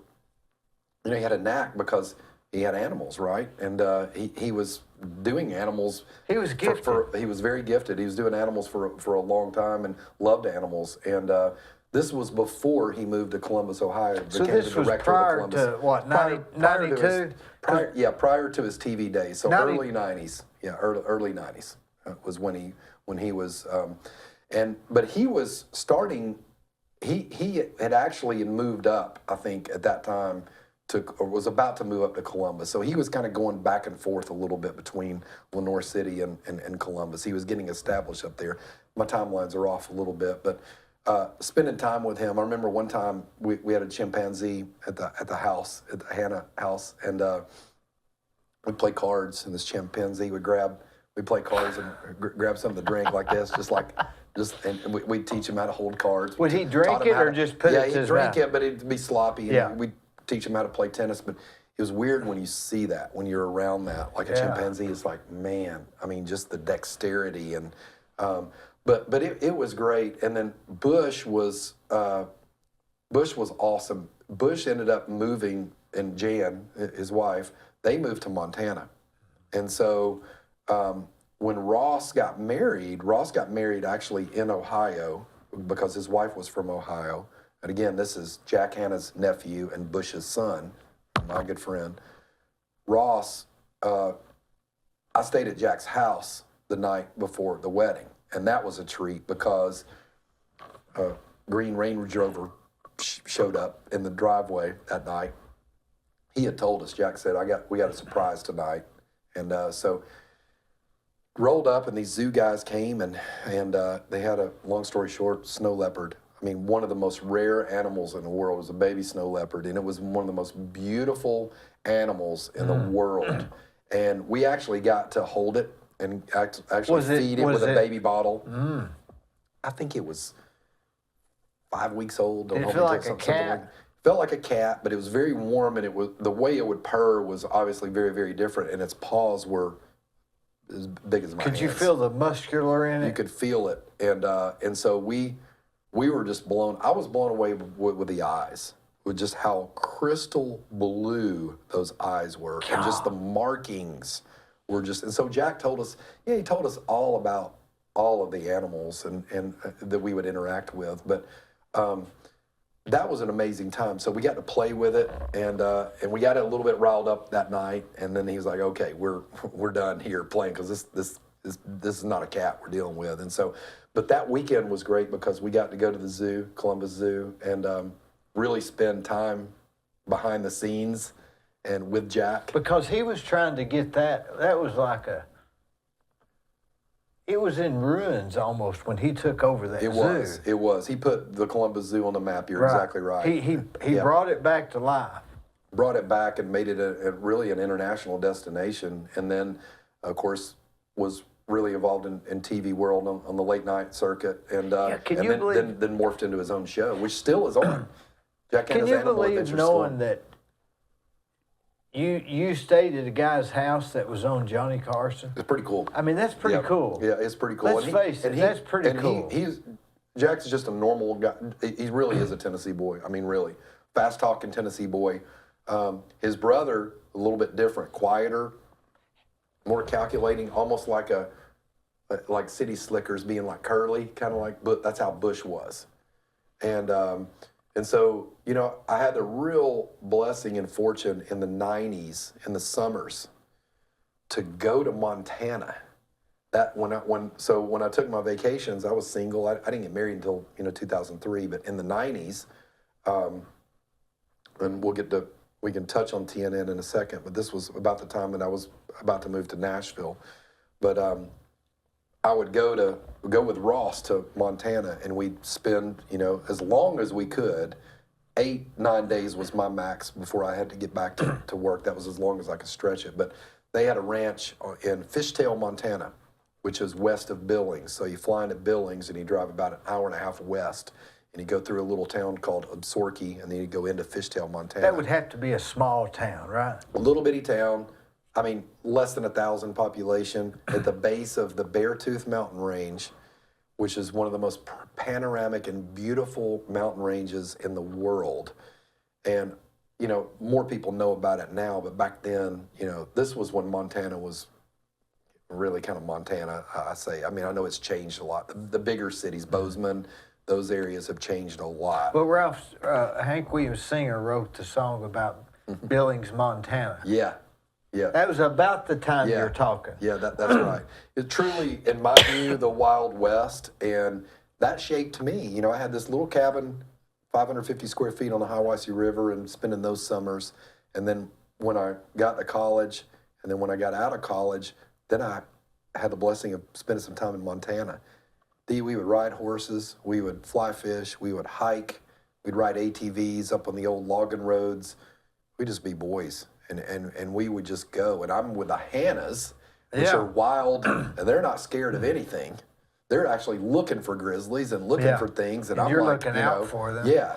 And, I'll never forget, we were on a campfire one night, and we're talking about grizzlies. And this blew my mind, but Jack's on the side, Bush is over here, and we're talking about Grizzlies, and Bush gets really quiet, kind of like Curly and City Slickers, and he kind of sniffs like that, like Jack Palance did, and he goes, I can't think of a better way to go. We're like, well, what are you talking about? Like, getting eaten by a grizzly. That's the best way. You know, he had a T-shirt he always wore back then. This is Bush, and it'd say, "I love animals." And it'd say, "They're delicious." You know, and so it was fun. You know, we'd go hiking in these mountain ranges and go up to these. There was some lakes on the maps that were literally unnamed lakes, and we go hiking with a fly rod and go up to these lakes. He knew where they were. Bush did. Mm-hmm. And we'd catch, like, there was one lake that had golden trout, and we'd throw a little Joe's hopper, dry fly, and you could literally see those golden trout shoot up, 10, 12 feet and grab that fly. How did they get into all of that from Lenore City? I don't know. I mean, that would have to be a big, huge leap. It was a huge like leap. Lightning striking or something. Yeah, Jack was just always, they were always interested in animals. I remember one time we were on the farm in Lenore City, and Bush said, let's go rabbit hunting. So we went rabbit hunting and shot a couple rabbits. The first one I shot, he said, that's a good shot. And go hanging on a tree branch and we'll be right back. So, but their rule, and I grew up duck hunting a little bit thanks to my late father, but, what you shoot, you eat.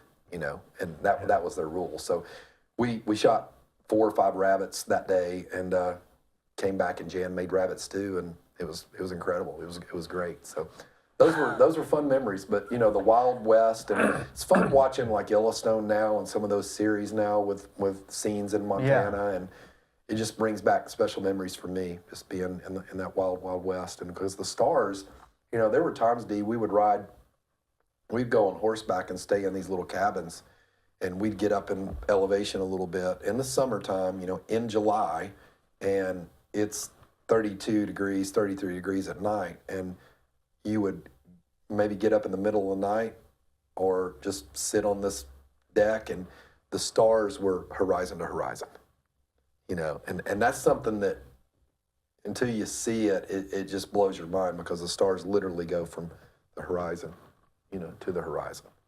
And, things like that, I journaled, and I'm not really a journaler, but I have journaled pretty much every day I've been in Montana, because I would have to see that to understand it, right? Yeah, you would. You'd have to see it to understand it. But, I had a little bit of an early connection to horses, just being around. Again, my Aunt Molly, who was really drawn to horses because of her disability, and my grandparents got her around horses every chance they could, and I learned a lot being around that, and then I learned a lot learning how to ride a horse. Why would disability people be drawn to horses? Because they are.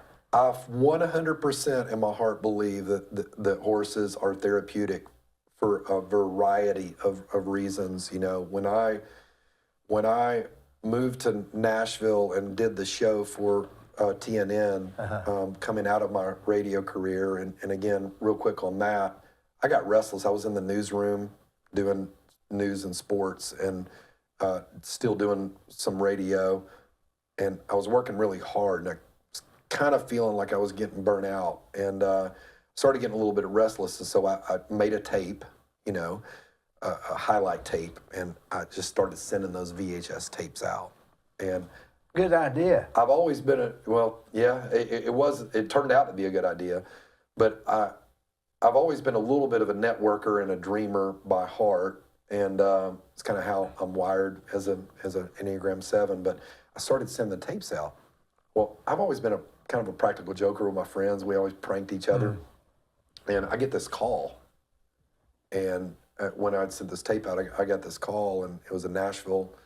It was back before caller ID. It was back when you had your answer machine pressed, and this guy called and said, "Hey, this is Dave White with Jim Owens and Associates in Nashville, and got your tape, and liked it. Like for you to come over Thursday and do the show on TNN." And I thought it was a joke, so I called this guy back. I was like, "Hey, Dave." I thought it was my buddy Brian Pesterfield. "Hey, Dave, how you doing?" Yeah, Brian would do that. Yeah. And it was actually him, and so I got to go. Went over there and did the show. That's a whole other story that we can get into if you want to. But when my point was just being doing that, and it was a brief time, but doing that show was kind of the climax or the highlight of my broadcasting career, because I was all in at that point. I couldn't. There was no turning back to the newsroom. There was really no turning back to radio, maybe. It's but hard not to really. reverse. It's hard to reverse when you go into programming, and it was the big leagues. And it What was did you fun. do there? I hosted a show called TNN Country News, so it was a nightly. It was almost like an entertainment. Like Tonight Show. Kid Craddock in the morning, the top five. What do they call that? That was more of that's kind of more of the countdown stuff. But this was actually, you're on TV. So think of Entertainment Tonight, right? Yeah. And you think of But John Tash days. it's loose news, right? I mean, it's It is. entertainment It's gossip entertainment. news. It is. It's just, it's more just entertainment news. Like, hey, Brooks and Dunn had their first number one or their second number one. Or, So hey, and Garth so's Brooks, marrying so and so. Garth Brooks is doing this, and then we would get to do. That show was very easy for me. I say that with humility, because when I was in the newsroom, remember, you had to type out, you had to write your own script. You were live television. You had to be malleable. You had to adjust. Well, this was live to tape. So all of a sudden, you had writers. You had people that would write your script, and all I had to do was show up, sit on the desk, read the teleprompter. Not let your dyslexia get in the way. Yeah, and that's fine. I could read a prompter fine, but I would do it, and it was just like, okay, that's easy. And so Deborah Moffett was the host. She was former Miss America. She was the one that handed Vanessa Williams the crown, and Deborah's really sweet. She went on maternity leave, and so she was on maternity leave, and I had the chance to fill in for her. And so the first show I did was, I did it and I just read it, and we did it in one take, and everybody looked at each other. I thought something was wrong. All the producers looked at each other, and the camera people looked at each other, and they were like, I was like, is everything okay? And they're like, we just did this in one take. We get to go home early. We love you. We don't have to edit. This is awesome. And so it just came naturally to me, and no slight on Deborah, but they stayed with me, and that it was a great ride. It was a short ride. It was fun. Why I slept was on it Brian short? Pesterfield's couch. They put me up for a while, and then I crashed with Brian Pesterfield. And What was he doing there? he was doing some building and just some other stuff. But Brian lived in Sylvan Park and off West End, and we had a good time. We had a fun time. We had a stupid little immature game when, we do. I'd tape this thing at 4 in the afternoon, and then it would air at 9 Central, and we'd be out at a place on Broadway or something, and he'd get the bartender to change the television. Oh, by the way, here's my buddy. But we had a good time doing that, and it was fun. But that show.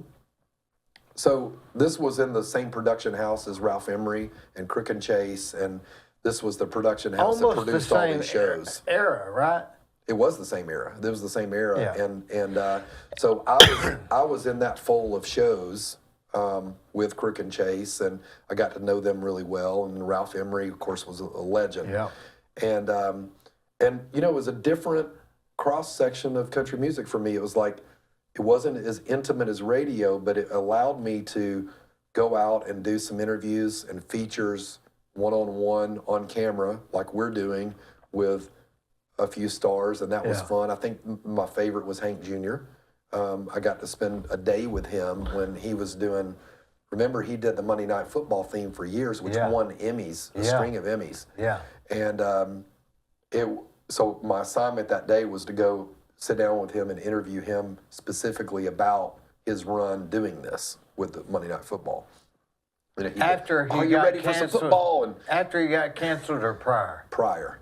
And it was great. He was so kind to me. He's like, come on, son, let's go on my bus. And, his wife made me a turkey sandwich, and we're sitting down hanging out. And we hung out all day. So he was just a really he was a regular guy. regular guy. He really was. He was very, very kind to me. And So that was fun. But Was the turkey sandwich good? turkey sandwich was amazing. It Was it amazing. what kind of bread? It was a sourdough bread. I'll never forget Toasted? it. No, it was not toasted. Sourdough bread with a little bit too much mayonnaise, but it was still I still like good. it when it's got a little too much I like mayonnaise. it too. Lettuce, tomato. And a little too much mayonnaise. Yeah, a little bit too much mayonnaise. So it was great. Do you eat potato chips?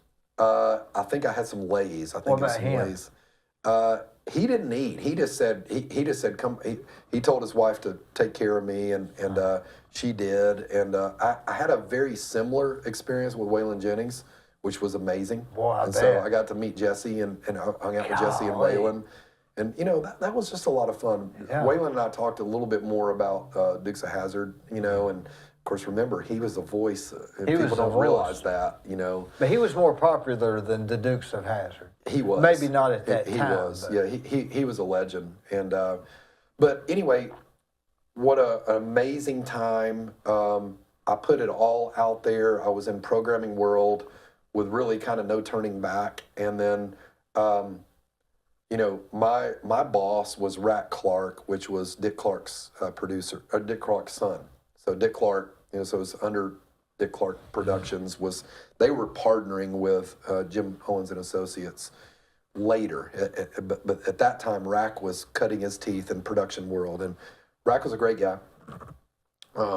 It was weird. There were a few nights, and he would say, "Dad watched your show, and hey, smile more, do this, do this, do this." Like, oh gosh, Dick Clark, this is crazy, So it was a lot of fun. But that show, my show, and several shows were canceled because Viacom, the parent company of CBS, bought TNN, CMT, bought that conglomerate, and so there was a merger that was going on. And they've been bought out since, I think. Yeah, and so back then that was the saying that Nashville became New York overnight. Right. And so that was unfortunate. It was beyond my control. We had good ratings, and we had a really good rapport with the production company, and it was a lot of fun. And I actually had an agent at the time, and it was. Are they expensive? I mean, it really depends. That they don't, some will take a kind of back then. I have to go back on memory. I think it was 10%. So they can be expensive, but it was a 10%. You don't pay them; they just take 10%. Yeah, they'll obviously. negotiate your contract, and then so. I didn't have one. I didn't have an agent until I got that show, and when I got the show, then I started getting a little bit of attention from agents, and so I had done my research, and there was an agency, NS Beanstalk, out of New York, and Adam Liebner, who was Richard Liebner's son. This was a big agency that had Diane Sawyer and Ted Koppel and Jon Stewart and some big TV names. I think they had Sajak at the time. They had newscasters, and they had what they would call kind of programmers like me doing soft news. And so remember going to New York, meeting with him on a couple of occasions. We would talk about things. And so anyway, the unfortunate day when I got the call got the meeting that my show was canceled, called my agent, and he goes, "Okay, give me tonight. I'll call you in the morning, and I may have an idea or two." And so he called me, and he said, "Look, you're at a crossroads. You're at a crossroads in your career, and you're good at what you do. I can get you a job. I got one for you that I think you'd be good at, but you have to give me an answer in 48 hours. And if you don't, I really can't do anything for you." That's the way broadcasting works. It sounds crazy, but that's just the way it works. So, and the job was in Los Angeles, and it was for the E! Entertainment Network, and to be a reporter. And I said, I did not, I was scared. I just didn't have a feeling for it. I really didn't have the feeling for it. And so.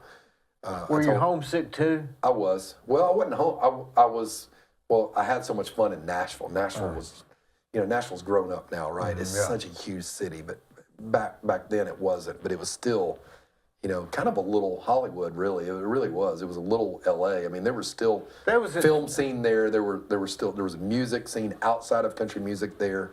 The Titans were. That was about the time that they didn't have the Titan Stadium. That's yet. right. No, they they had the old bluegrass bars down by the river that served free popcorn. They did, and they still had Tootsie's and Robert's Western World and those iconic places. Yeah. But it wasn't. Broadway was Right. different, you know. And so I made the decision to just, you know, go into real estate, and I'd watch my dad do it, and Had you it been was a itching dramatic that way decision. anyway?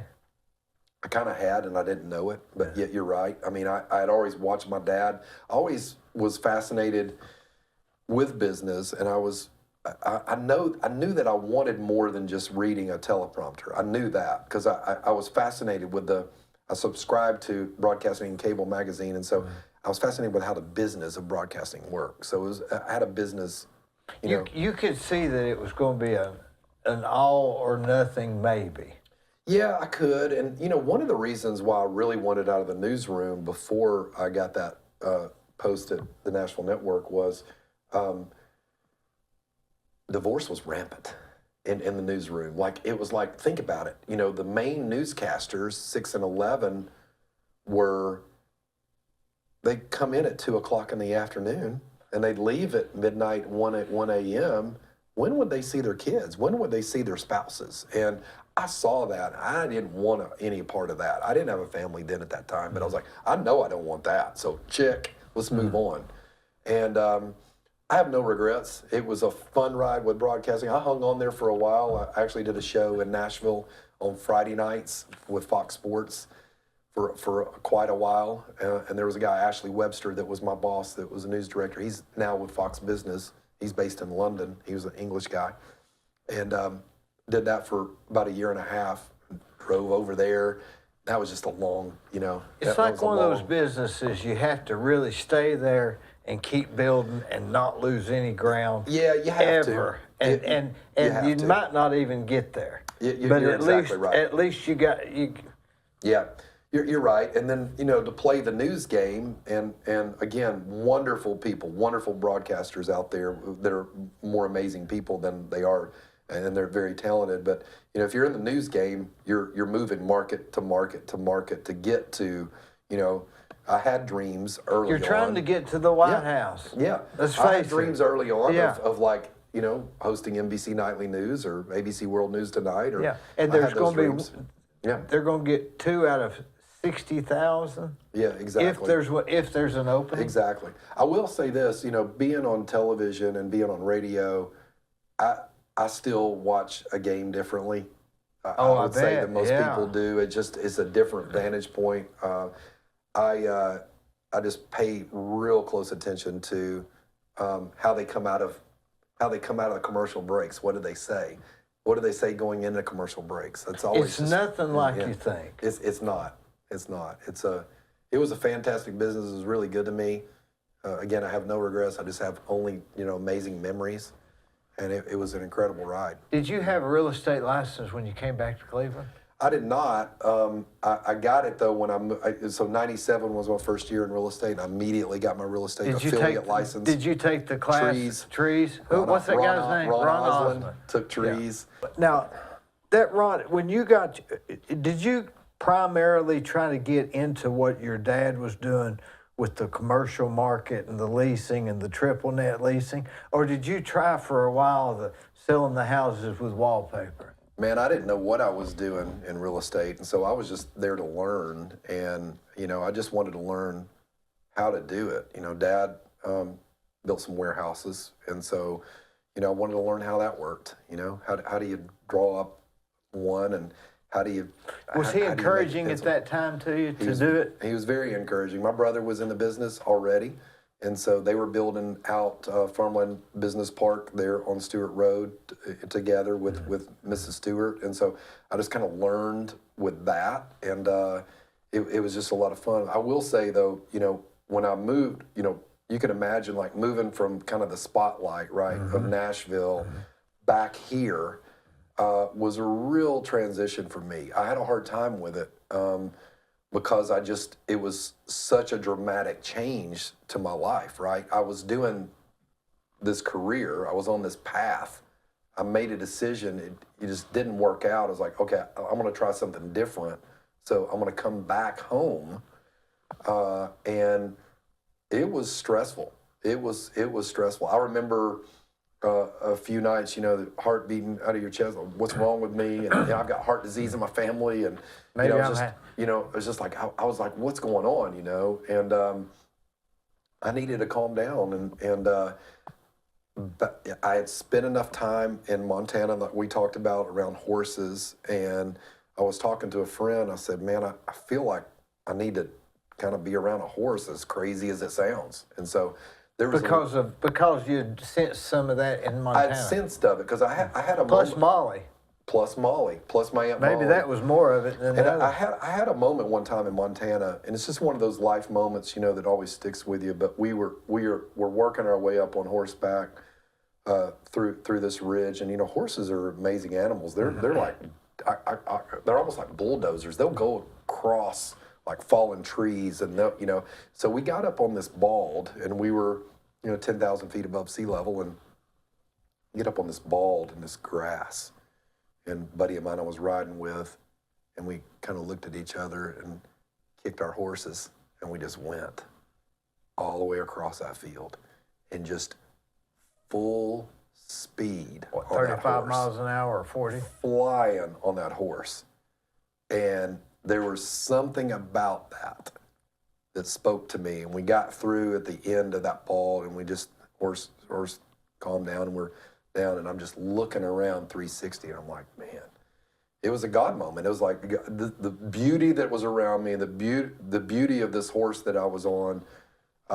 It's always stuck with me, that moment. And so when I got back, I wanted to reconnect with the horses again. And so there's a lady, Susan Malone, that really sweet lady. She's passed away since, but she gave like riding lessons and tacking lessons and horse riding lessons. And so I connected with her through a friend, and I went out there at night, and I actually rode at night. I like doing things sometimes at night. It's just a different perspective. It's just right under the stars. And that is just very, very therapeutic to me. And so I believe in my heart that, whether you're handicapped or whether you're going through something, horses have a certain power. It seems to be coming back in the conversations when you talk to people about stress or anxiety.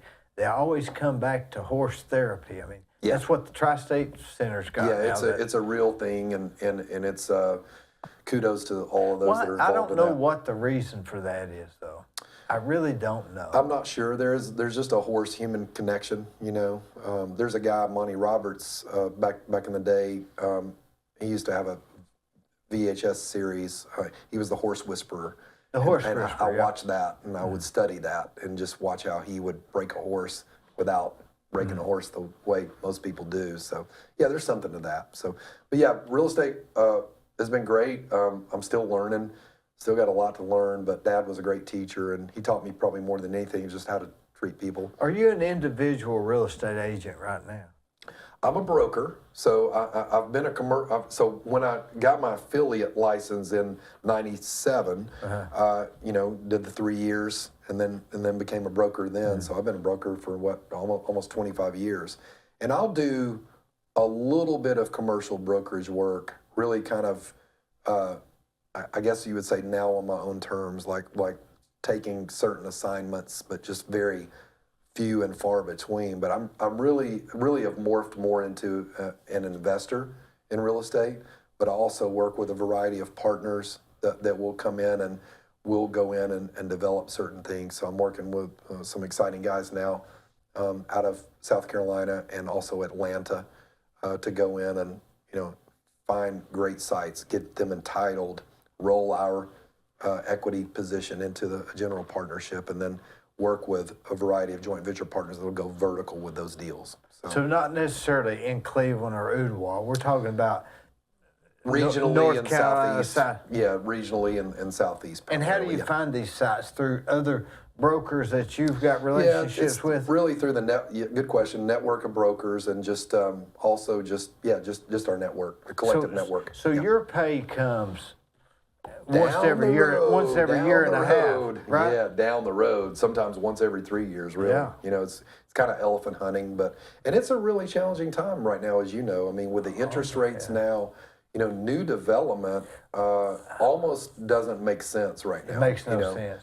You know, Here, one thing I've always, of course, people I think totally different when it comes to real estate a lot of times, but the economy, in my opinion, is very good, but it's very different. yeah, And if we think we're going to operate the next 10 years like we've operated the past, we're going to really screw up. we are. But if we think that nothing's going to happen, we're screwing up too. Because Exactly. because money's there. Yes. It's almost too much. Exactly. So we just got to find out what the next thing is. And I'm not so sure if it's plazas anymore that, Right. you know, I mean, you know, we're going to put a nail salon in there, you know. Yeah, I mean, I've seen your podcast with Bassam, and he's right about Bassam. just anticipating kind of trends. And you have all kinds of sectors, right? You have retail, you have office. Office is seeing a big shakeup. You've had a big growth of industrial because of e-commerce, but you know, how long will that run last? And then you have multifamily and single family, and you have all these facets and asset classes of commercial real estate. But again, when you're dealing with deals of that size, right, there are two dynamics that you have to navigate through, and that's why new development, it's hard to make sense right now because you're doing OPM, using other people's money, and you're using leverage, right? You're putting debt on those. And both of those right now, for a variety of reasons with the macroeconomic conditions right now, tread carefully. That's what you have to do. I almost think it's becoming a thing of not where do I put my money to make money, it's Right. where do I put my money to let it at Defense. least stay defensive. And that Yes. may be large tracts of vacant land. It may be. Yeah, absolutely. But I don't think it's a plaza in East Ridge. I agree with you, Dee. I think that, So- you know, it's just there are too many changes going on with consumer changes. There are too many things going on in the office world right now with the remote work, and there's just a lot going on. We've all read the headlines about, like, you know, you take one market like San Francisco and you look at how some of those office buildings are vacant, and you know, just the loss of value has been, you know, north of 60 to, you know, even 80% in value decline. So And you know, whether we like it or not, what they're usually doing there is coming here. exactly. I mean, like it or not, that's the way it is. It is the way it is. And this town has grown. You and I both have seen it really, really change, and some for good, some for not so good, right? I don't like it. I don't either. I'll be honest with you. I don't like Yeah. it. Appreciate you saying that, and we're on the same page. Yeah. And I don't know how to stop it. But let me ask you this. You know, we talk about all these things and how we got here, how this happened, all this stuff. And we say, okay, now here's the future. And we can't say we're stopping. Right. We've got to assume we're going to live to be 110, Yeah. and we're going to need the money because we got somebody pregnant. Exactly. I mean, we have to convince ourselves that, or Right. we won't get up in the morning. Exactly. So we have to play that game. We do. So, what philosophy do we use? What do you use? I mean, I know, you know, you see on this YouTube, you know, they come across with these sayings, and this guy Right. said this, and this, and you think, well, maybe they said it, maybe they didn't. But what's your go-to? I mean, my go-to kind of mantra in my mind is "not done yet." So those three words are powerful to me because I feel like you and I probably have a lot of friends that are our age and beyond that have kind of given up. Let's face it. They think their health is turned, or they're not taking care of themselves, or they just don't have purpose, and it's really sad to me. You know, I want to encourage them. You know, I used to feel like I wanted to, like, impact people. You know, your word about, hey, let's make an impact. And Yeah.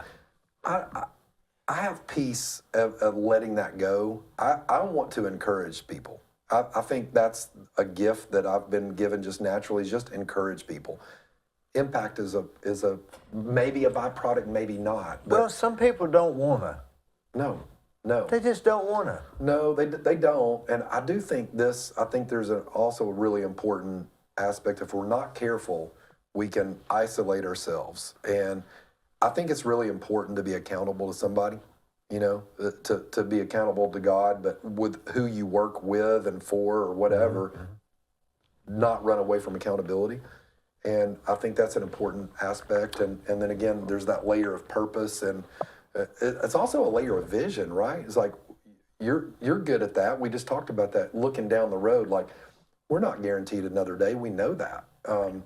By the grace of God, we wake up every day, but we also have to look down the road and think in terms of where do we want to be, and yeah, we got to take things day by day and work hard and all of that, but we've got to also look down the road. And I'm thinking about life in my 60s. What does that look like? What do I want in that life? Personally, I still want to be really active in business. I want to work on great deals. I have some specific 5-year goals in my business that are very specific with my partners. They're big, they're bold, but they're measurable, and I think they're attainable. And there's accountability layer within that, because we all kind of pull on that same rope together. And so that excites me. But like, looking forward is like, I want to be a good citizen. I want to encourage others. I want to take care of myself. I want to be the best dad, best husband I can be. And I want to do things within God's will. But what I'm saying is, what's the philosophy? Poor Richard's Almanac, Yeah. Tony Robbins, Yeah. Norman Vincent Peale. Yeah. Which one is it, or do you have one?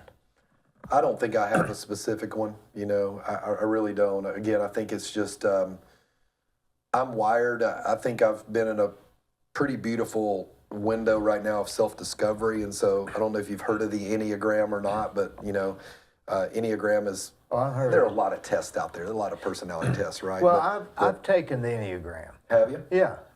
What's your number? 6. All right, good. I'm a 7. I have a little questions about their test, though, because Yeah. And the 6. I look at the description of a 6, and I'm a 6. Yeah, I'm a 6. yeah. I could be another number, but Yeah. I am a 6. Yeah. But what's the 7? 7, I guess, can be labeled as the enthusiastic visionary. So 7 is. I'm the loyalist. Yeah, I can see A that. 6. Yeah. They say a 5, 6, and 7 can almost be an interchangeable thing. Mm-hmm. They call them the wings. The right? wings, Yeah, the yeah. wings. Yeah. But at any given time, I mean, I understand the principle of the Enneagram. I mean, it's been around longer than the Bible. Yeah. But a lot of times when they ask you those questions, would it depend on what happened to you that morning, how you answered that question? I think so. I think the biggest thing that the Enneagram did for me, though, was really just give me freedom. It really helped me because it helped me free me up of like, all right, well, this is how the good Lord wired me. And so let's just be that way. Let's celebrate that. And let's understand what I'm not good at. Let's understand what I'm good at. And let's focus on that. And that really powered me. So that sort of validated. It did. Validation's important, isn't it? Validation's important. It's so important. It really is. I can't explain to you the freedom that Enneagram 7 profile gave me. And we did it with a group of, we did it in our small group, and we really enjoyed it and learned a lot. And are you a member of any of the chapters or whatever, the institutes? No. No. Chapters of what? Well, they have Enneagram. No, I'm not. Just read a couple books about it and done a couple studies about it, and that's it. So, yeah. So in other words, the way of your thinking in finding out what your Enneagram number was, Yeah. you said, "Oh, okay, this is I'm in a group. I'm going to try, but at least there's others out here that's a 7 too. Exactly. Yeah, it's that. And then I think it's important going forward for me personally to try hard things and challenge myself, the courage to fail, have the courage to fail. We can't forget about that. That's powerful. Well, that goes back to the man in the arena. You ever read that? Yeah. That's so powerful. Yeah, we should listen to that We should. Thursday afternoon at 5 o'clock. I'm gonna go back and listen to that. I mean, it is great. It is. It talks about the guy that failed. Right. But he got the prize. He didn't get the prize of winning, but he got the prize of knowing that he tried, and that's worth so much. But anyway, Absolutely. the man, who was it? Theodore Roosevelt? No, can't remember. But yeah, it's important to do things that are going to challenge, whether it's physical or whether it's in business.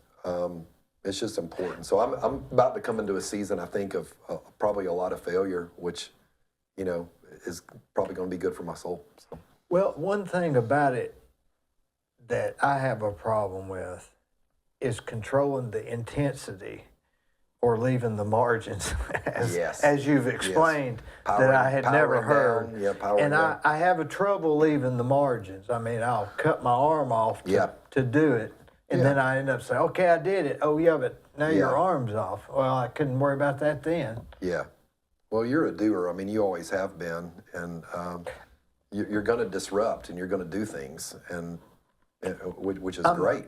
It's better than not doing anything. I'm a workaholic. I went to a counselor that specializes in workaholics, and the first day I was there, he said, "Hey," I talked to him for a few minutes. He said, "Well," he said, "there's nothing I can do for you, and that's the way you're wired."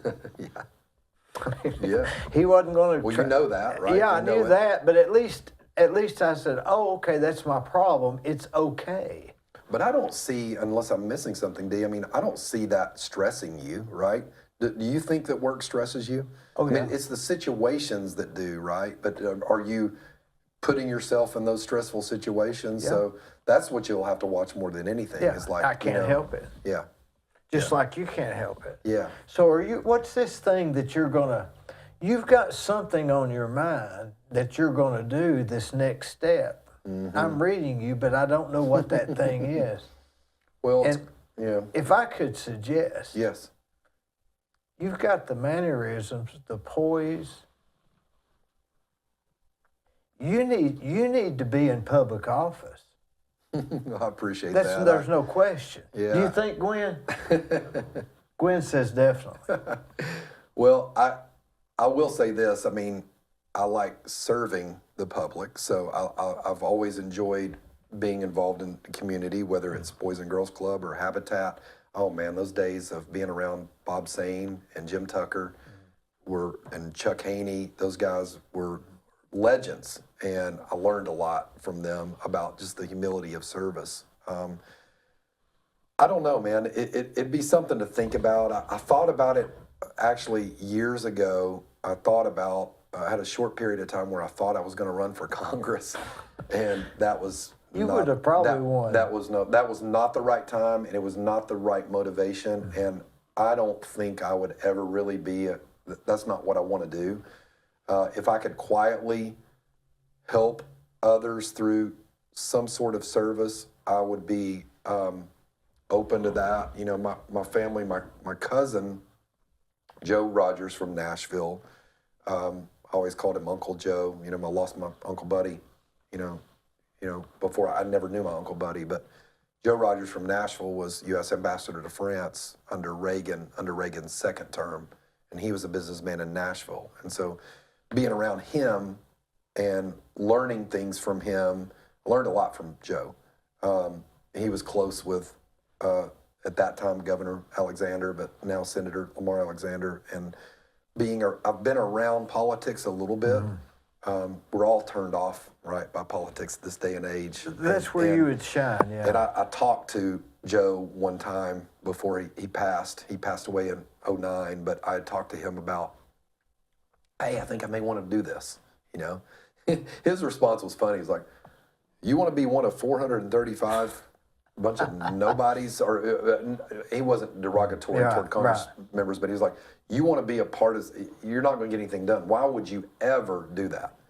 And it turns out that was just a bad idea at that time. And so, but thanks for bringing that up. I don't know. I have a heart for this country and a heart for serving others, and I don't know what anything like that would look like. But I will say this, my next years, Lord willing, will be focused on continuing to build business and continuing to take care of myself health-wise. I mean, we go through little dings, right, and seasons with our health. I've had some prostate issues, and I won't get into that, but that's given me a new perspective, and I've really had to dial back and focus on my health, and it's been a good journey to focus on that, and I've learned a lot, and I've got a lot more to learn, but I just want to be the best person I can be.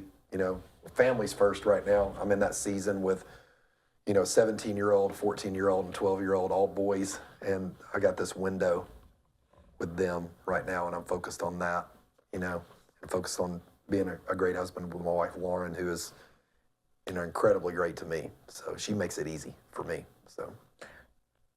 You ever watch True Grit? John Wayne. I don't think I have. John Wayne? I want to. I mean, there was this scene in the movie where the guys are ahead of him. There's three of them on horseback. Yeah. He's standing back. There's no chance he can win. There's no chance he can beat him.